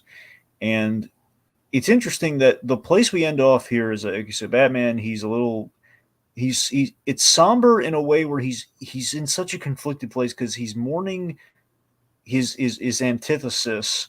He feels off balance, and this is like he died in the place where his parents died, essentially. And there's so many conflicting, odd emotions. So he's like lost. I never even thought about that. It's like it almost taints his parents' death memory. Yeah, that's the thing, and it's this whole like this thing that defined him is now is like so the end result is like he's gone through his whole life where he's become Batman, and he's so many lives have been kind of destroyed, and and people have been saved. It's been this whole adventure, and it's like, and yet here I am again. Like my life's kind of lost reason from like, the new life that I've constructed, and it's like I to me, the line what this reminds me of, and it's a shame that if you buy like the collected version of this, it's like they changed it. But Scott Snyder, and then let's say I think it was technically 2013 when this happened, maybe 2012. I can't recall, but whenever death of the family happened, Scott Snyder. I think it was 2013. There's at the very end of the Death of the Family story, there's this really good line that Bruce has to Alfred. It's only in the comic because they changed the line in the graphic novel when the trade paperback. It's basically Bruce Wayne has this line to Alfred in the aftermath of the adventure, saying, "One of the reasons I never killed the Joker is I was always afraid of something worse would come out of it after, like something worse would come after him." Like something like just like to readjust the currents of time, if you will. It's like something else will like replace the Joker. Something horrible like will come out of it. So there's like this like a deep sea like nonsensical kind of like like kind of like a gut feeling kind of like dread. He knows his like writers. Yeah, exactly. He knows his writers. Yes. No, it's kind of it's kind of reminiscent of the phrase where like nature abhors a vacuum. So Yeah. and considering how in certain iterations of Batman, like when people talk about the villains, there's sort of this mythic or supernatural essence that people ascribe to the villains, and specifically that like is Gotham cursed or is Batman being who he is invites the villains, Mm-hmm. and if the dynamics are shifted, how much do kind of the villain mutates and changes. Like if Batman didn't have his whole thing with the Joker, would Arkham Asylum have happened? Would the Arkham City have been even possible? I mean, would there be as many like inmates to make Arkham, such a horrible place, an incurable place they would give up, and Hugo Strange would fall down the rabbit hole himself? There's an argument to be had. Mm-hmm. You know? There's a whole Batman episode. There's a whole episode that Paul Dini wrote of an animated series called Trial, where we get to the heart of this. Like, wait a minute, you will even Joker admits, yeah, we all would have turned out pretty rotten in our own rights with different gimmicks. Yeah, she's right. The DA's right. Since we are so riled in between, we're gonna waste you anyway. Yep. Anyway, yeah, it's just seeing Batman internalize this, and it does make you. Again, we give voice to this in Arkham Knight, but maybe not in a way we were expecting. But I guess I'm going to pose this question to you guys. Like, I mean, how do you think Batman feels at the end of this after Joker dies? Because I think like the twisted thing is that Batman is like he's kind of guilty over it, but again, he didn't really do anything wrong. Well, I think what's interesting is that not only did Joker die, but also Talia died in the Monarch Theater. Yeah. It's interesting we don't get. It's kind of unfortunate that we don't have in Arkham Knight really time for Batman to reflect on the loss of Talia, and it kind of seems a little bit bad for like one of Batman's love interests to just kind of be like put in the refrigerator, metaphorically speaking, and It's like, oh, he feels sad, but feels even sadder about like the guy who killed and like has hurt so many people in the city. Um, but I think in Bruce's mind, there is sort of this feeling that Joker, for all that he's done, like there's an unfortunate familiarity to the dynamic between Bruce and Joker, between Batman and Joker, and Joker being gone, and it's not through directly for Bruce's handling, but Batman being who he is, he's going to feel like he's at fault or assume some level of guilt. And I think when Joker pops up in Arkham Knight, there is sort of this reading that one can have that Joker, as he pops up in Arkham Knight, it almost feels sort of like a warped version of Jiminy Cricket. You know, it's like his consciousness. He feels so responsible for Joker's death that the Joker manifests himself as like his moral center, and that just kind of reflects how messed up he is, from not only Joker putting the blood in him, but just the whole circumstances in the first two games. Yeah. Well, with that connection that they have in that moment, where it's just like they are now tied together, with Bruce getting the cure, it's almost like in a way symbolic of him cutting that tie. Like they are no longer bond together. Even though he would have saved him, he would have done everything. The Joker died because he was a monster and because he of his own volition, basically. Yeah. And what I don't think that Bruce is sad that the Joker is dead. I can feel him feeling like I part of me doesn't know who I am if I don't have this huge antithesis to fight against. But I feel like in a weird, almost comforting way, it's almost doesn't affect him at all. He walks up, puts Joker's corpse on the police car, and walks away like nothing happened. And he just and then you go do the DLC, and the DLC like you just continue right where you left off. And I'm not even sure. I'm not saying that he's not affected, but there's almost like a comforting feeling like I just got to go back to work. This is just another thing that happened.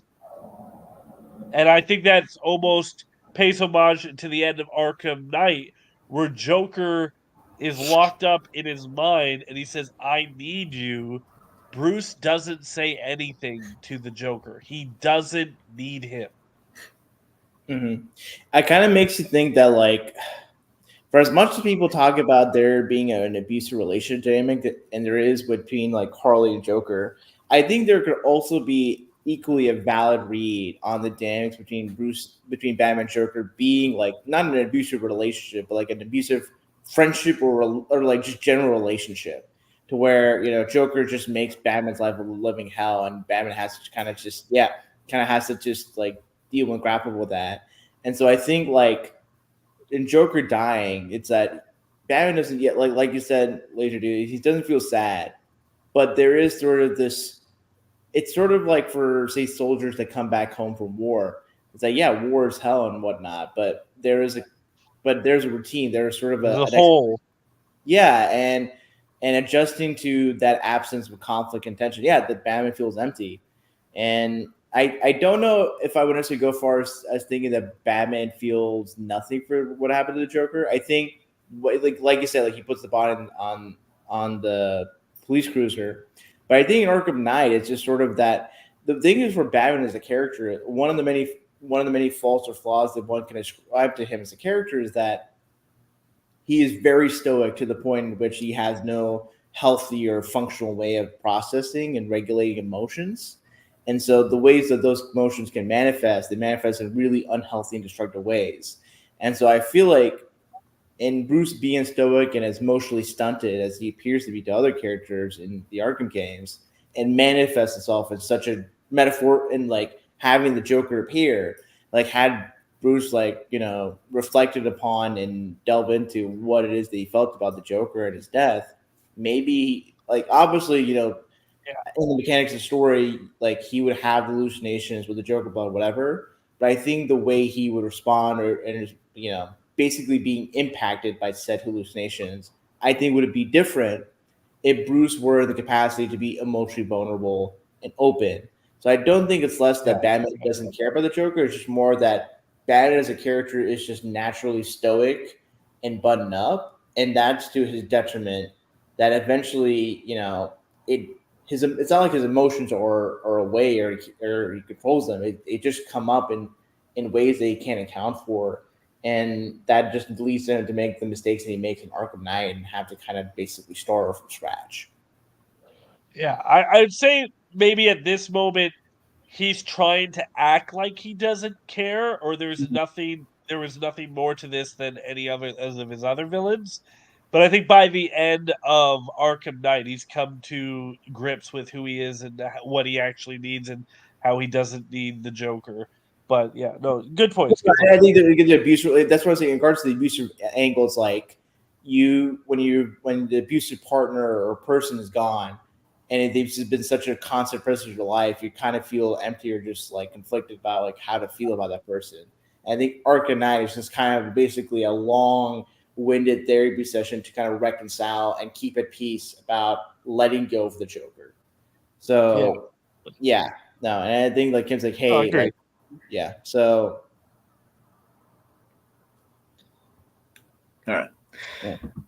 So I want to, I think Jake kind of put it there. Batman, he kind of just feels empty, and I mean, there's kind of like again, it's an emptiness. Is an imbalance there, which I mean, look, I mean, we'll get to with Arkham Knight, but it kind of feels like in a way, Joker might be kind of a coping mechanism for him ultimately in that story, kind of an odd coping mechanism and a manifestation of guilt. But again, oddly, it's just like kind of Batman finding like kind of a balance and one can say a reason to go on. The quote, Dark Knight Returns. But that's more of a conversation for another time. But regardless, it's a haunting place that we leave off on, and it's something that really again gave this game like a very very memorable kind of defining Batman moment that again makes it a potentially definitive take on Batman. So I want to thank the folks for joining us for this long discussion. And there are two things I do want to bring up. Okay. One is the "Only You" song as the Joker.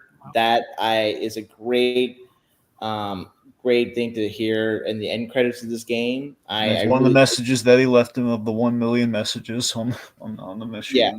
And the fact that it's a love song and specifically Joker in a way singing it to Batman of all people kind of deepens the sort of abusive and toxic relationship that some people get into Batman Joker's relationship. Yeah. And another final thing, we did not.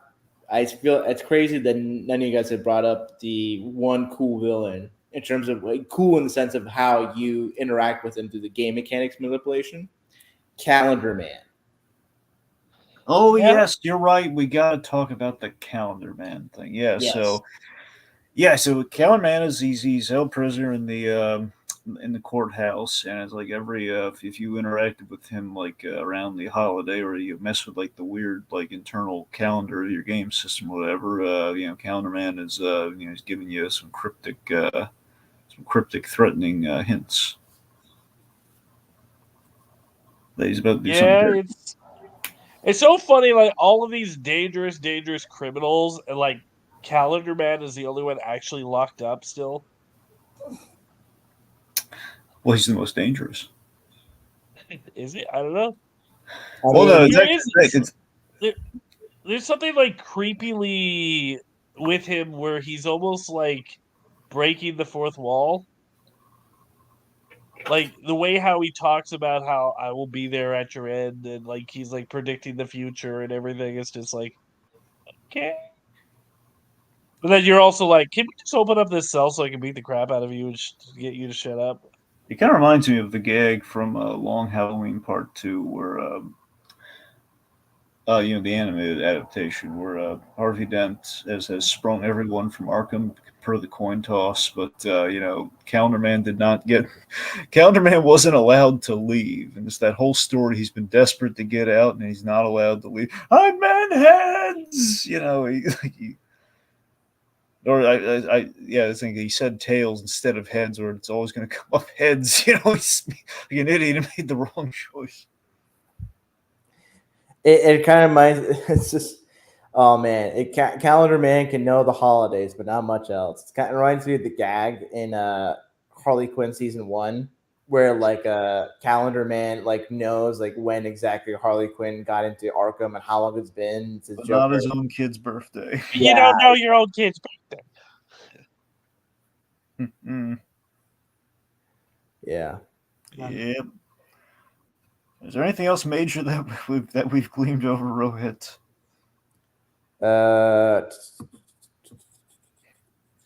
You guys surprised Clayface never came back?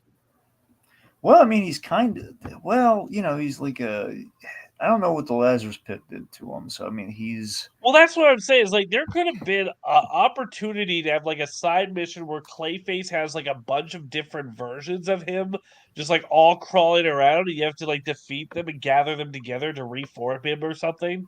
yeah. I don't know. I feel like there's potential there, and I'm just there's a lot of wasted potential in Arkham Knight, but we'll get to it. Or Clayface just like imitates like dead people who died in the prior games, like in one of the forms is Italia Ghul. That would have been interesting. Mm-hmm. Yeah. Yeah. No, that'd be interesting. Oh yeah. Right. Right. Okay. That's all I got. All right. So I want to thank you folks for joining us, and sorry if we went a little long there, but there's a lot of game to talk about. All right, so I want to thank Lucas Green, Code Geass anime fan, Little Blue. Hold on, I think we had at least one more. I'm trying to see if there's anyone before that. Arkham Knight says, "I'm watching. Don't talk bad about me." Yeah, we had Arkham Knight. We had Jacob running the stream. Dude, you got a J tattooed on your face or marked on your face. What's the worst we can say about you?